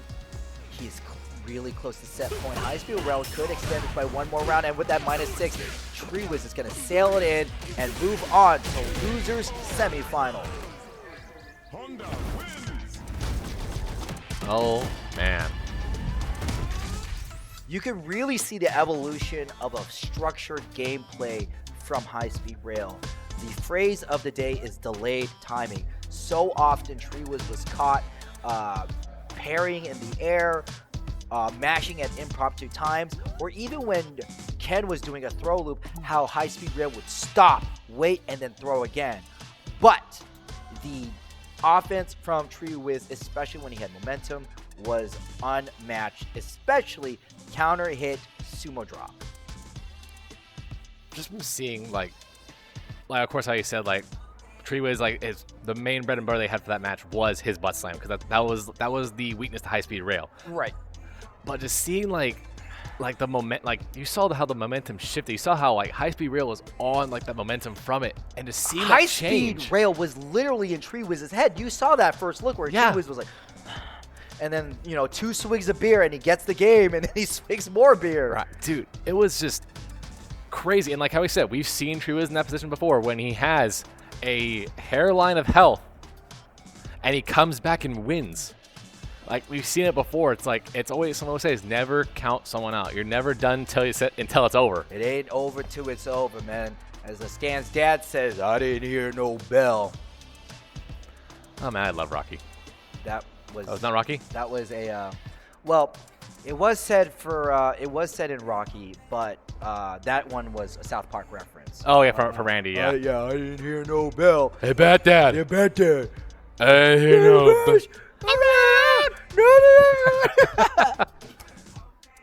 I almost knocked something over like Randy Mark. No. Okay. What's your favorite Rocky? Top 3 Rockies. For me. And we're not going to count creeds because creeds are creeds. Creeds are creeds. Creeds are creeds. Creeds are beautiful, by the way. But for me, Rocky 4, Rocky 3. Oh, Cobra Lang is your number 2? I'll say yeah. I'll say Rocky 2. Yeah. Rocky 2. Okay.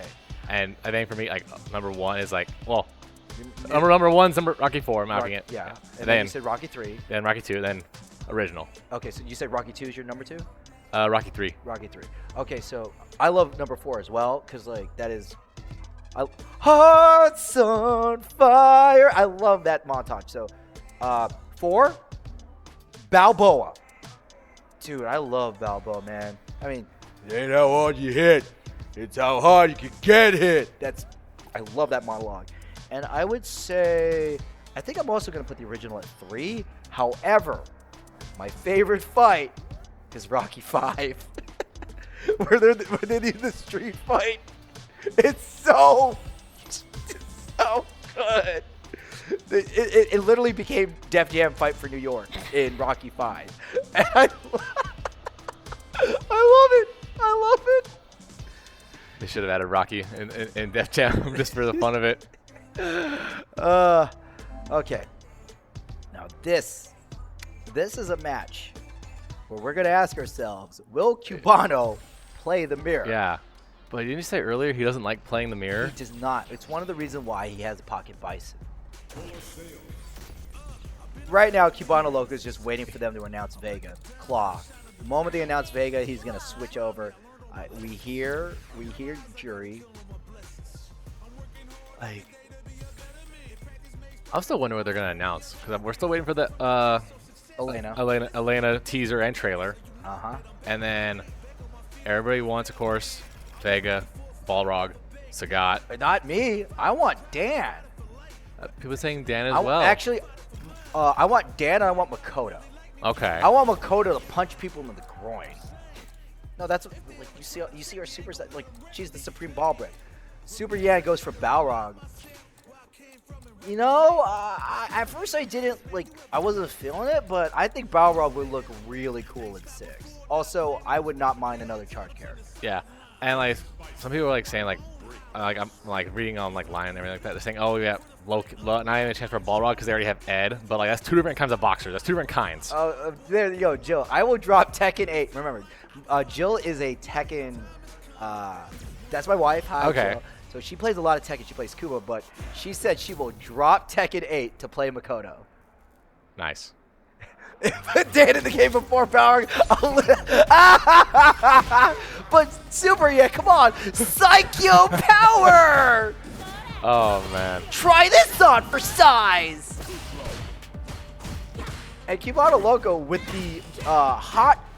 Chat, is that a hot pink or a magenta bison? That's a Miami Vice Bison. Oh, Miami Bison. Miami Bison.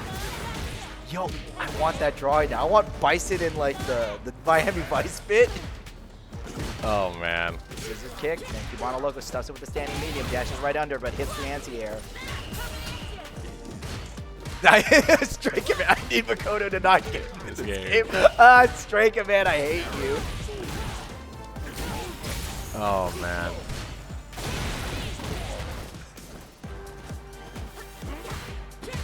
Cubano Loco already at the yellow section. Chumpslayer disengaging to make sure he gets the drive gauge back and plants the foot right in his face.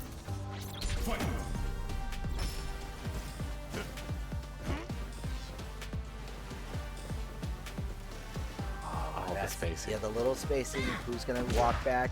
And Cubano Loco running to take space, but Chumpslayer using the faster button. Oh, stop short. That's the thing. It used to be that Chumpslayer will guarantee all of his space, but no, he will stop short his drive run. The pizza's here. Actually, since it's Makoto, it's less of a pizza, more of a foot long. My God. All the references tonight. Into level 3 we go for El Coupon for Chumpslayer. That felt good, didn't it? I do think Jury and Aki have some of my favorite super quotes. Yeah. Oh, we're going back to Mega Select just to slow the momentum down. Yes. Now I'm in Australia. Now I'm in America. I'm at the Taco Bell. I'm at the Pizza Hut. I'm at the Taco Bell inside the Pizza Hut. I'm game if you are. There's just something inherently awesome about Jury and Aki's voices. Yeah. It has that psycho rasp Yeah. to it. But no, I'm gonna play. I want to think I was saying how about Balrog and everything. Yeah. But Dudley. It's just that we already have Ed, and he's like the outboxer. I don't know if we could have 2 outboxer types. If we put Ed, Dudley in there and Ed, I don't think we're getting the Balrog. El Chicote, I was just talking about in style in terms of like outboxing and such. No, Dudley does have the Dempsey role.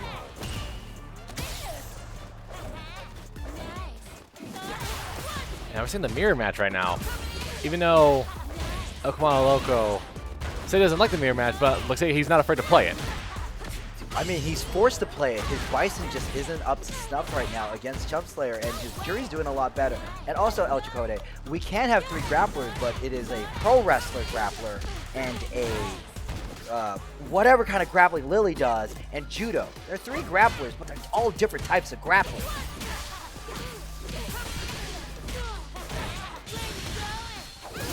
And the lower one from Chumpslayer will send Cubano Loco right to the corner. Oh man, I'm arguing with chat. I'm doing the one thing. I'm doing the one thing a commentator should. Also, El Chicote knows the game way better than I do. Oh. Oh my god, this drive rush timing from Chumpslayer.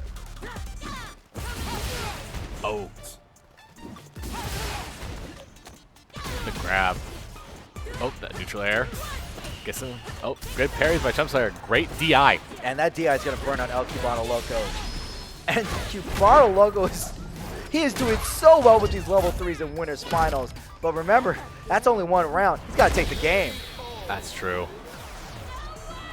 But I say he likes it all tonight. You know what? He's been hitting his level 3s. You know, El Chicote, I do want the 3 ninjas. Rocky, Colt, and Tum Tum.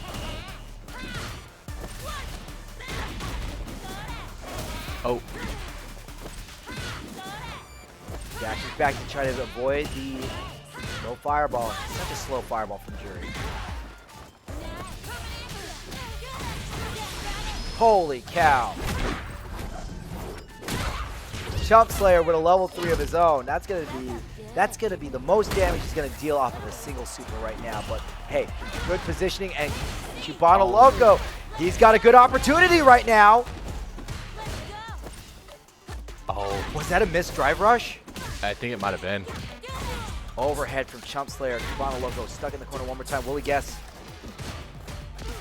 Decided to play defensive and paid with his life. Oh, man. We had 3 ninjas in SF, Vega, Zeku, and Ibuki in SF5, so now I want to see Kim, Mai, and Ibuki. Oh, that would be dope. Yeah, 3 female ninjas. I'd be down with that. Nice, perfect parry. But one thing I want to see is I want to see them break the 4-character pass. I want to see more than just 4 characters in 1 year. No, Capcom wants our money too much. Ah, you're right. I could be hopeful. You know what? They'll bring back a character that nobody wants, like Sodom, Falk, Or Oni. Oh God! Don't you dare!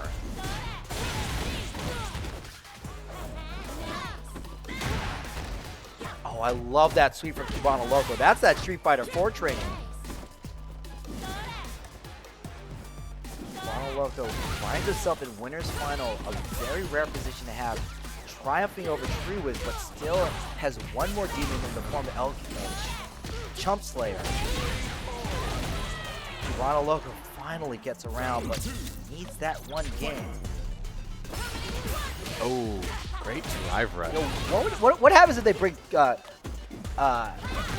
Abel or Sea Viper back? You think anyone would care? I don't know.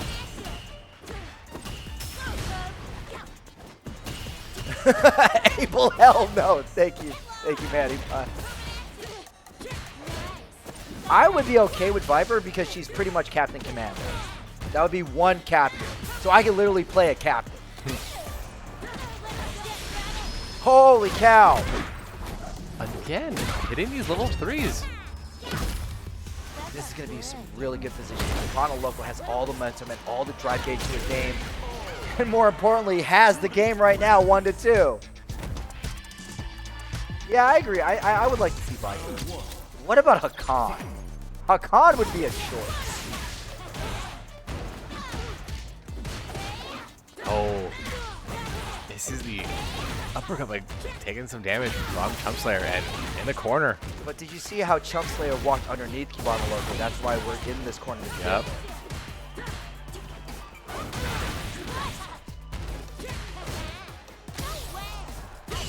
Oh, the perfect parry. Good positioning from Cubano Loco. Gets a meter right now. Stopped short of his own, but falls onto the jumping button, and now chumpslayer is at set point. Cubano Loco is his time in the winner's side come short. It's been much longer than he's anticipated, but has the miracle ended? I don't know. We'll have to find out. Oh, great reaction.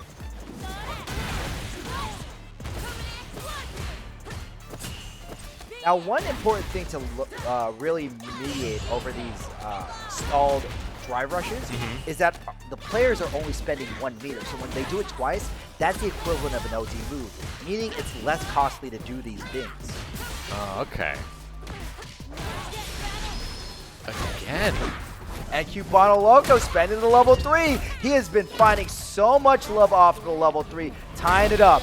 And you gotta spend what you need to spend. Get the round. That's what Coach Kuma's like to say too. Yep. If you can get the kill, get the kill. And I agree with Striker Man. We need El Fuente. El Fuerte. Fuente, thank you. By the way, does everyone remember an old song on YouTube? It's How to Play Chun-Li by Little Shoto, where it is a auto-tune song about Chun-Li's gameplay strategy. It's really good. I don't think I've ever heard it. Well, I might have to check it out. chumpslayer, okay, level 3, and now Cubano Loco on death's door.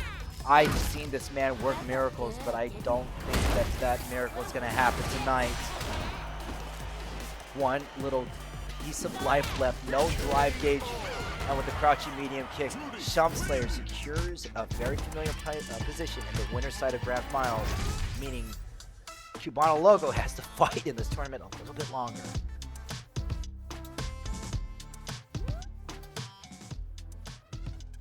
This has been a really productive conversation between watching chumpslayer versus Cubano Loco, who's having the run of his life tonight. Meanwhile, chatting and arguing with, loving and arguing with chat about who should be coming in for Street Fighter DLC. My house is firm believers of Dan Makoto. I wouldn't mind another rival school character, personally. I mean, we had Akira. That was awesome. Not too sure who else. Like, names that come to mind, like, I want to say... Also, we could just have an original character. You know? Aki has been... Well, Aki's not really an original character, but you know what I mean. I was thinking Cody as well. Well, the literal Street Fighter.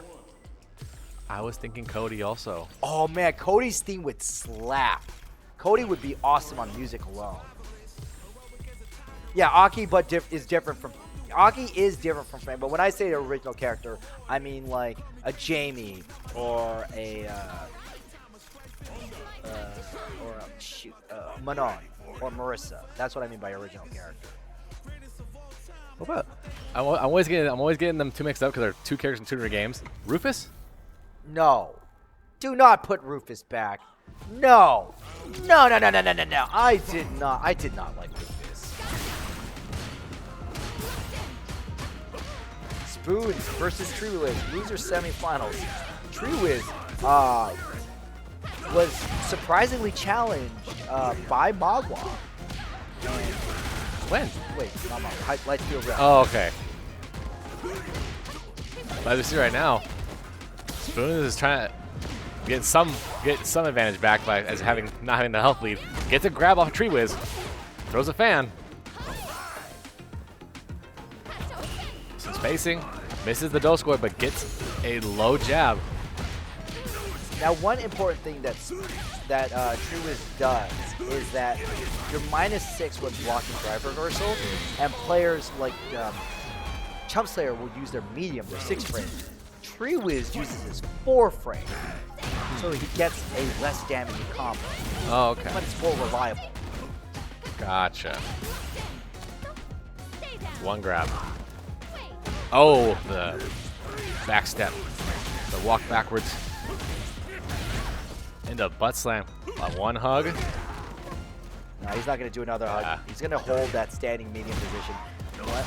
Looking for a punish off the stand heavy. But the spacing is really good. But the long lanes of my Shiranori are able to drive rush out of that bad situation. Into level 3. Yeah, that's because Spoons wants that round.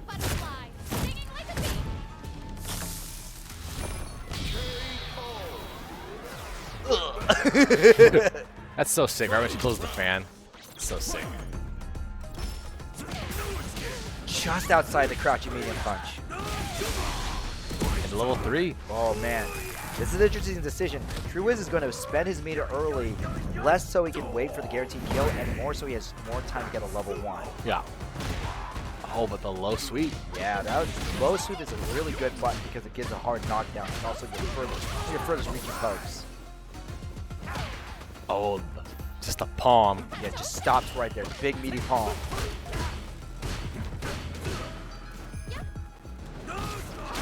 Oh, man. Switches sides, but does not get what he wants. No, he definitely got the corner and some damage. 1-2. Yep. Bang. TreeWiz is definitely fighting a lot harder than he wants to. Yeah, thanks, Ma. You got those kudos. That's Spoons, man. Man of the people. He's donating those kudos right to Guildhouse. Nash, Cody, Sodom, Sea Viper, and Nikali. I like all of those minus Nikali. And even then, I'll tolerate Nikali, because Street Fighter 6 has showed us they can take characters nobody likes and make them cool.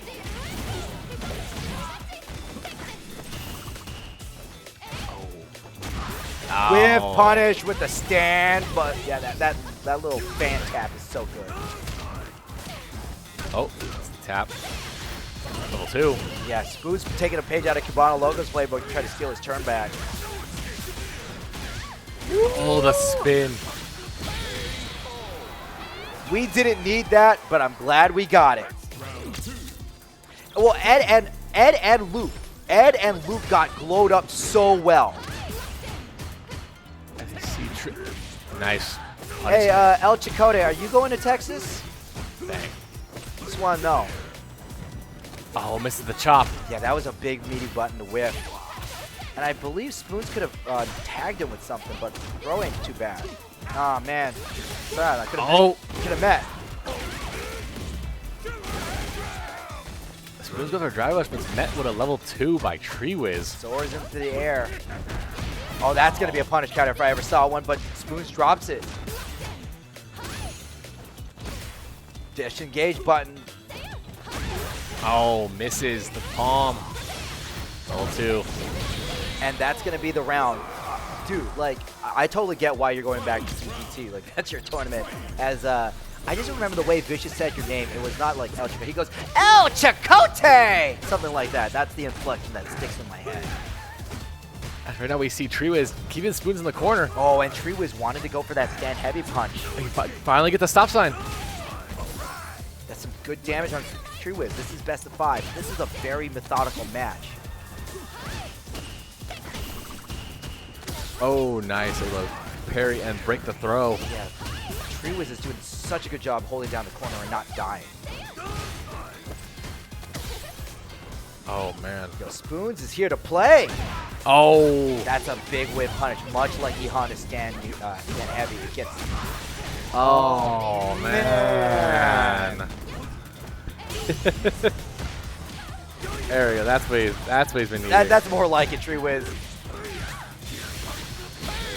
Level 1, and TreeWiz takes another swig of beer to keep that courage going. Oh, misses the grab. Gets a good punish. But responds, gets him out of the corner, heads him back to center map.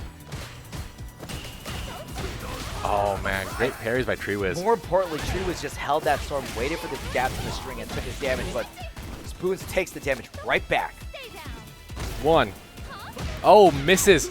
Yeah, TreeWiz will. It seems like he will dash back on the second throw. Yeah. Right into a butt slam. Breaks the throw. Wait, yeah, you're going with Mongolian Chop Squad. Oh, nice trade.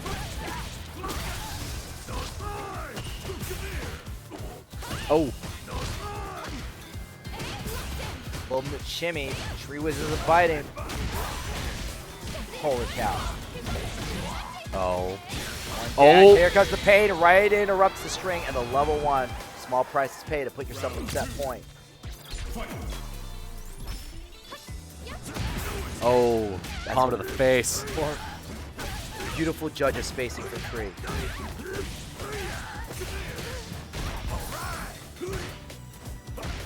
Oh. Neutral air. The trade. Spoons fights his way out of the corner, forces the way through. I like this. Oh, the trade. Oh. Both of these people have really good buttons for punish counters, the long range.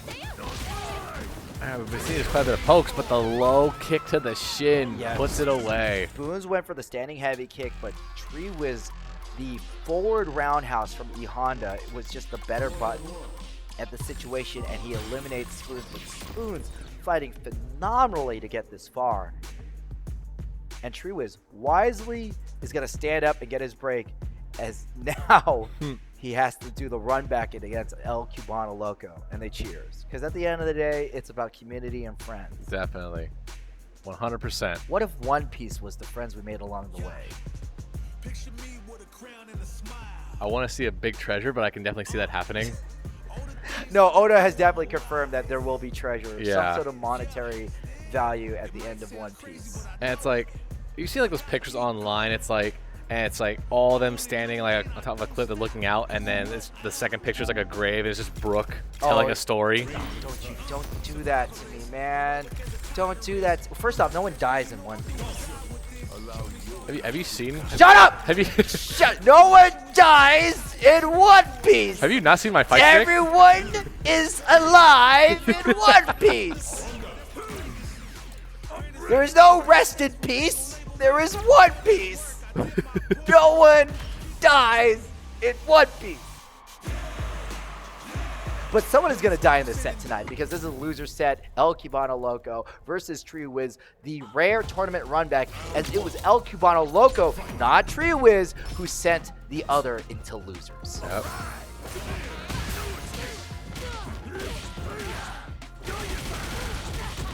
We see TreeWiz starting it off strong. By any chance, is Beck a Mongolian Chop Squad person? Look, I just have Beck on my phone, which is an amazing music anime / manga. And that's music to TreeWiz's ears, getting a perfect off of the man who sent him to losers. Yes! Thank you, Yan. Thank you for confirming.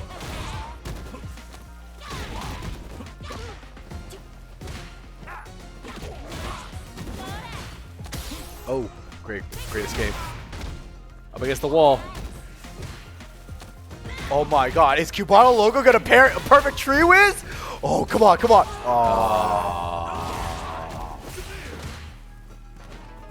Oh. Bang.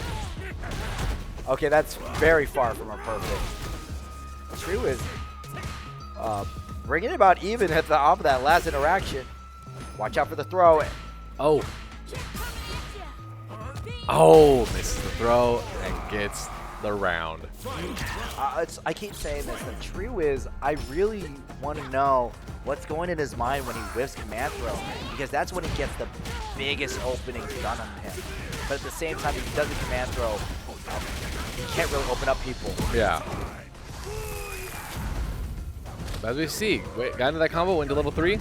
He's like getting himself the life lead so he can try to close out this set. Right, he's getting the life lead because Honda's level 3 does great for positioning, and also, well, TreeWiz can get a level 1, but it's not needed because he easily takes that round. Definitely. By the way, anybody in chat looking to get their game better, please hit up Coach Kumo, the coach of the FGC Bay Area and beyond royalty. Oh, nice read. Nice read. One thing that chumpslayer is introducing is the overhead. Normally he would do drive rush overhead, but he's now not afraid to just do regular on-drive rush overhead. Yeah. But Cubano Loco blocks the headbutt. Gets really close. Oh. No, I was just talking about in general, yeah, chumpslayer. I just noticed that, because you mentioned overhead. Oh. It triggered that memory for me. Oh, random butt slam. Also, I don't know people's real names here. Yeah, you and me both. When I hear real names, I'm like, who?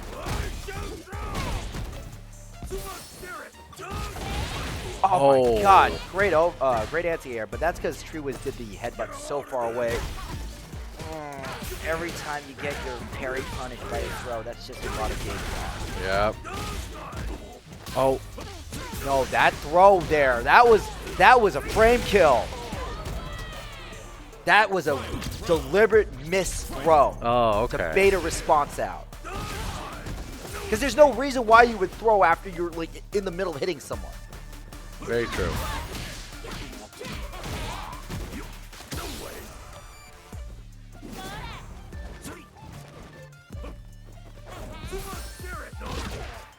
Oh. Wow, I didn't know you could stuff the headbutt with just a standing medium.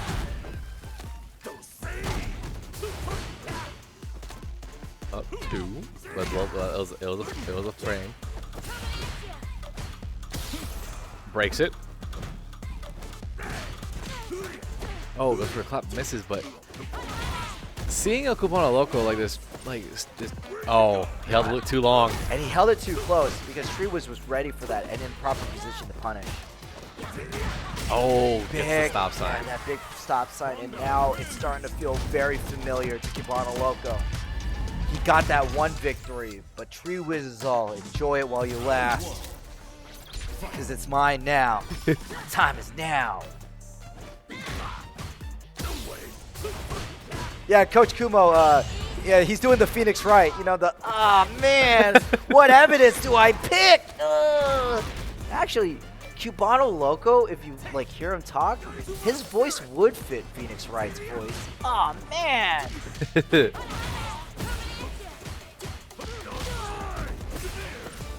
Oh, punished again. Let your opponent do a move, react accordingly. Fighting Games 101. Provide stimuli. Observe reaction. Build counterplay.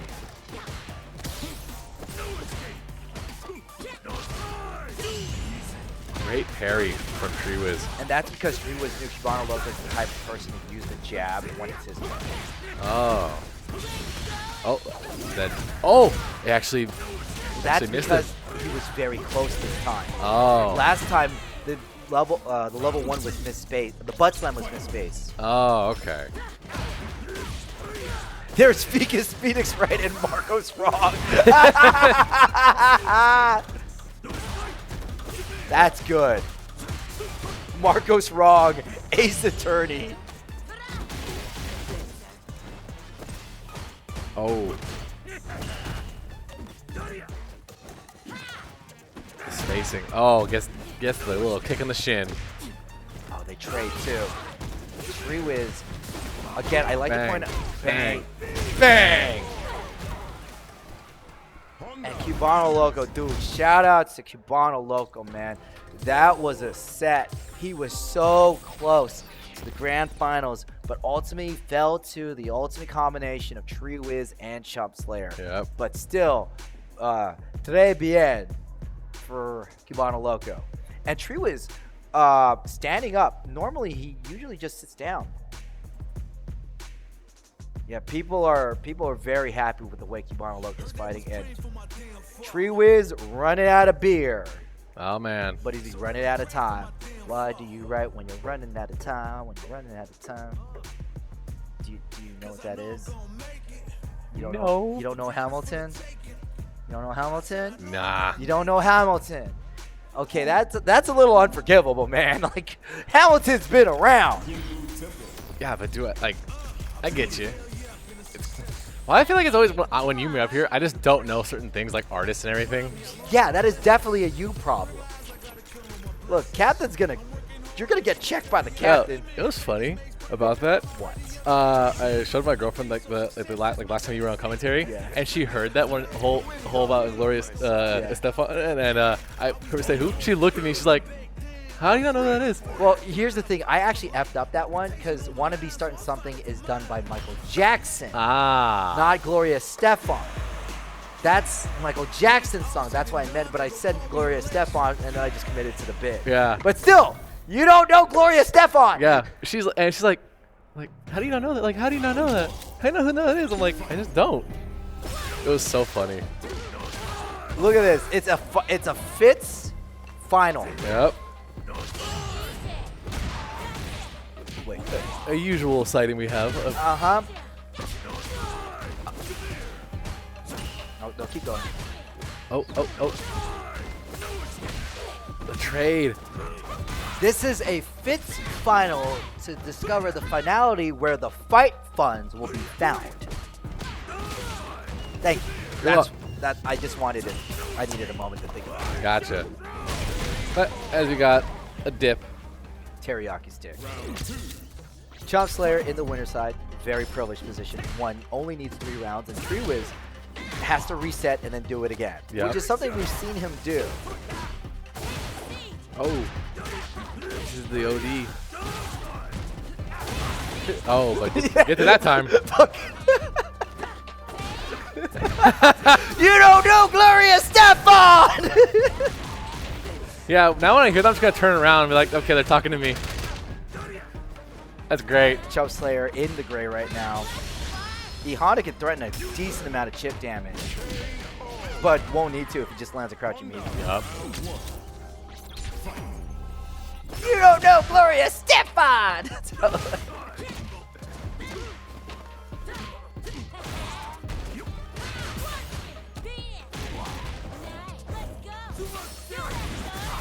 Miss Space Sumo Spirit underestimating how much ground Jury can clear. Oh. The fireball. Again, TreeWiz thought he was safe from halfway across the screen, but no, this is Jury. He's got the drive rush for days. Oh, man. All right, here we go. Oh. Will it go to the distance? I remember calling their 100 set, and it was definitively chumpslayer's time. Yeah. But TreeWiz has a lot of beer in it. Oh, And yeah. that either can make him fight really well or very weird. Yeah. I don't want to say bad. Let me see. Oh, he does it. He did it again. The frame kill. And it's going to be TreeWiz's round. You want to win your rounds as fast as possible for the reset. That way your opponent does not have enough information to get the download. Cut off their internet connection before their Kazaa download is finished. Gotcha. Oh, the Doskoy. Oh, Or Napster. Or LimeWire. The whole point is, when I'm downloading music, nobody gets to use the phone at my house. Oh, man. Driver Machine gets the palm. Let's go for a Doskoy. Harry's the butt slam. Oh, the spacing. But chumpslayer gets it off into level 3. We've been seeing Juries at level 3 a lot this tournament, haven't we? We have. That will be barely the kill. Ooh. One more. Oh. As TreeWiz says, he likes to do normal grab because if your opponent jumps, he can respond accordingly because he can recover fast enough. Oh, man. 1. He's not going to do it again. 2. I am wrong. You're not going to do it a third time. Oh! Yeah, chumpslayer went to the well. He knew he was going to die if he stood still. So literally just make a decision and he made the right one. Yep. Right, which we was going into the drive rush with a low kick. Oh, goes for one dip. Oh, just the patience of him just sitting there. Yeah, both of these players in this situation before the training would be jamming on the offense, spending the drive gauge, and just hitting their plus frames. But now they're more comfortable being in neutral, not doing anything. Yeah. As we see chumpslayer get the life lead, I mean, as he's come down like from having TreeWiz having a full health, and now TreeWiz is in critical. Just by seeing like the patience from chumpslayer. And that's gonna be the second perfect parry from chumpslayer.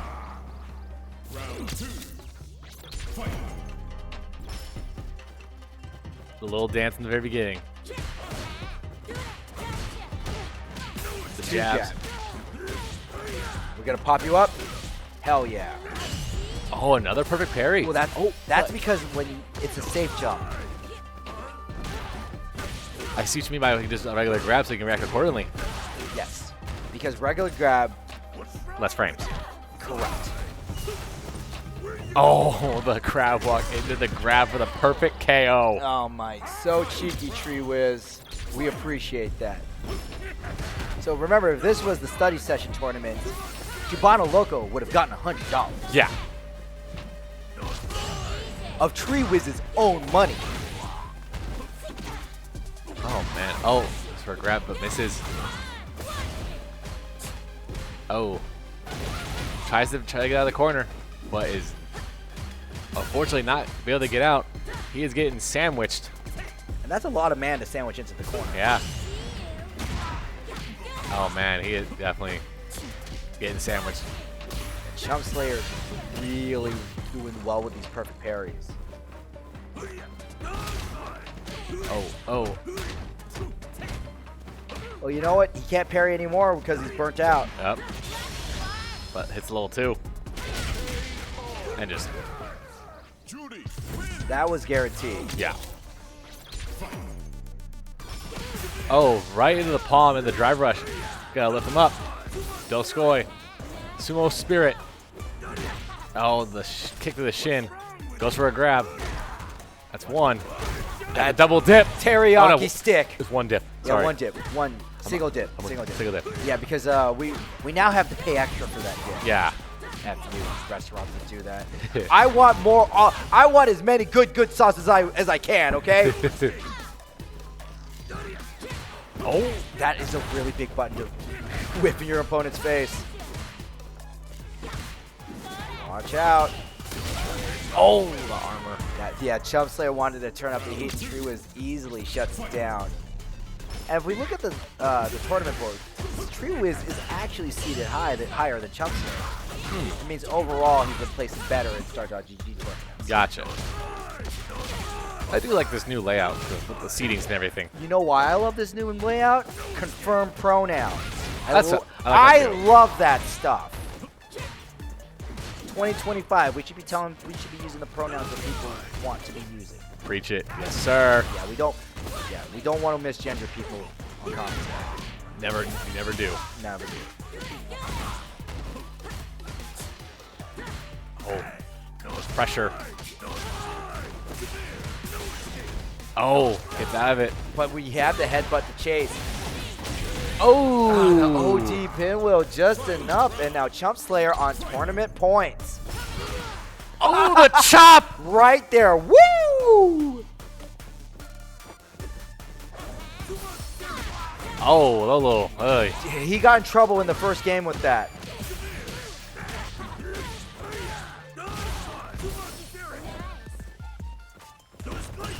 Oh, Super Yan is cheering for TreeWiz for the reset, but chumpslayer just one round and he has a full super gauge.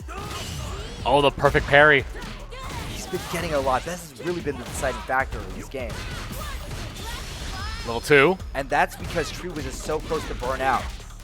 And TreeWiz stops blocking so he doesn't lose any more drive gauge. And now he's stunned. And that was a guaranteed burnout loop. TreeWiz losing so much life. Safe jump from chumpslayer. And chumpslayer backing up. Playing TreeWiz patiently. Yeah, really wants to hit that headbutt in. Oh! That was so scary.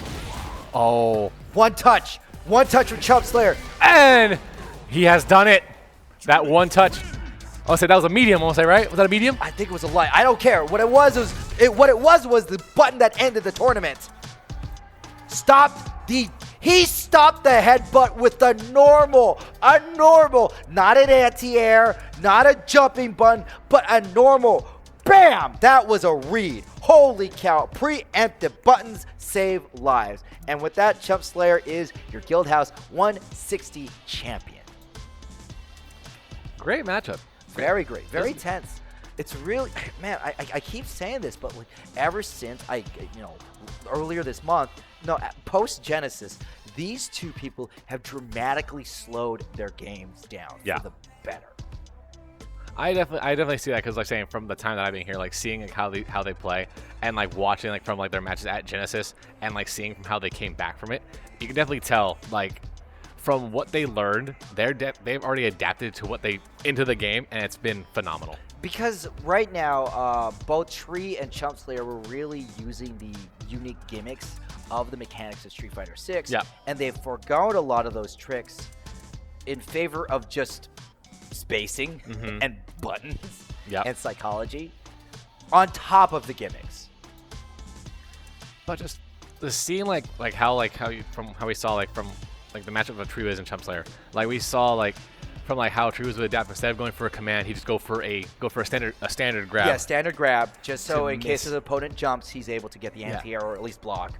And when you mentioned that, like I didn't see that at first. And after you mentioned it, I'm like, oh, now I see it. Like it's the difference of, I think it's what, 2 frames, 3 frames? Well, there's also the fact that both TreeWiz and chumpslayer are now ending their drive rushes earlier to bait out moves. Okay. And the walk under the DPs, we saw both of them happen like with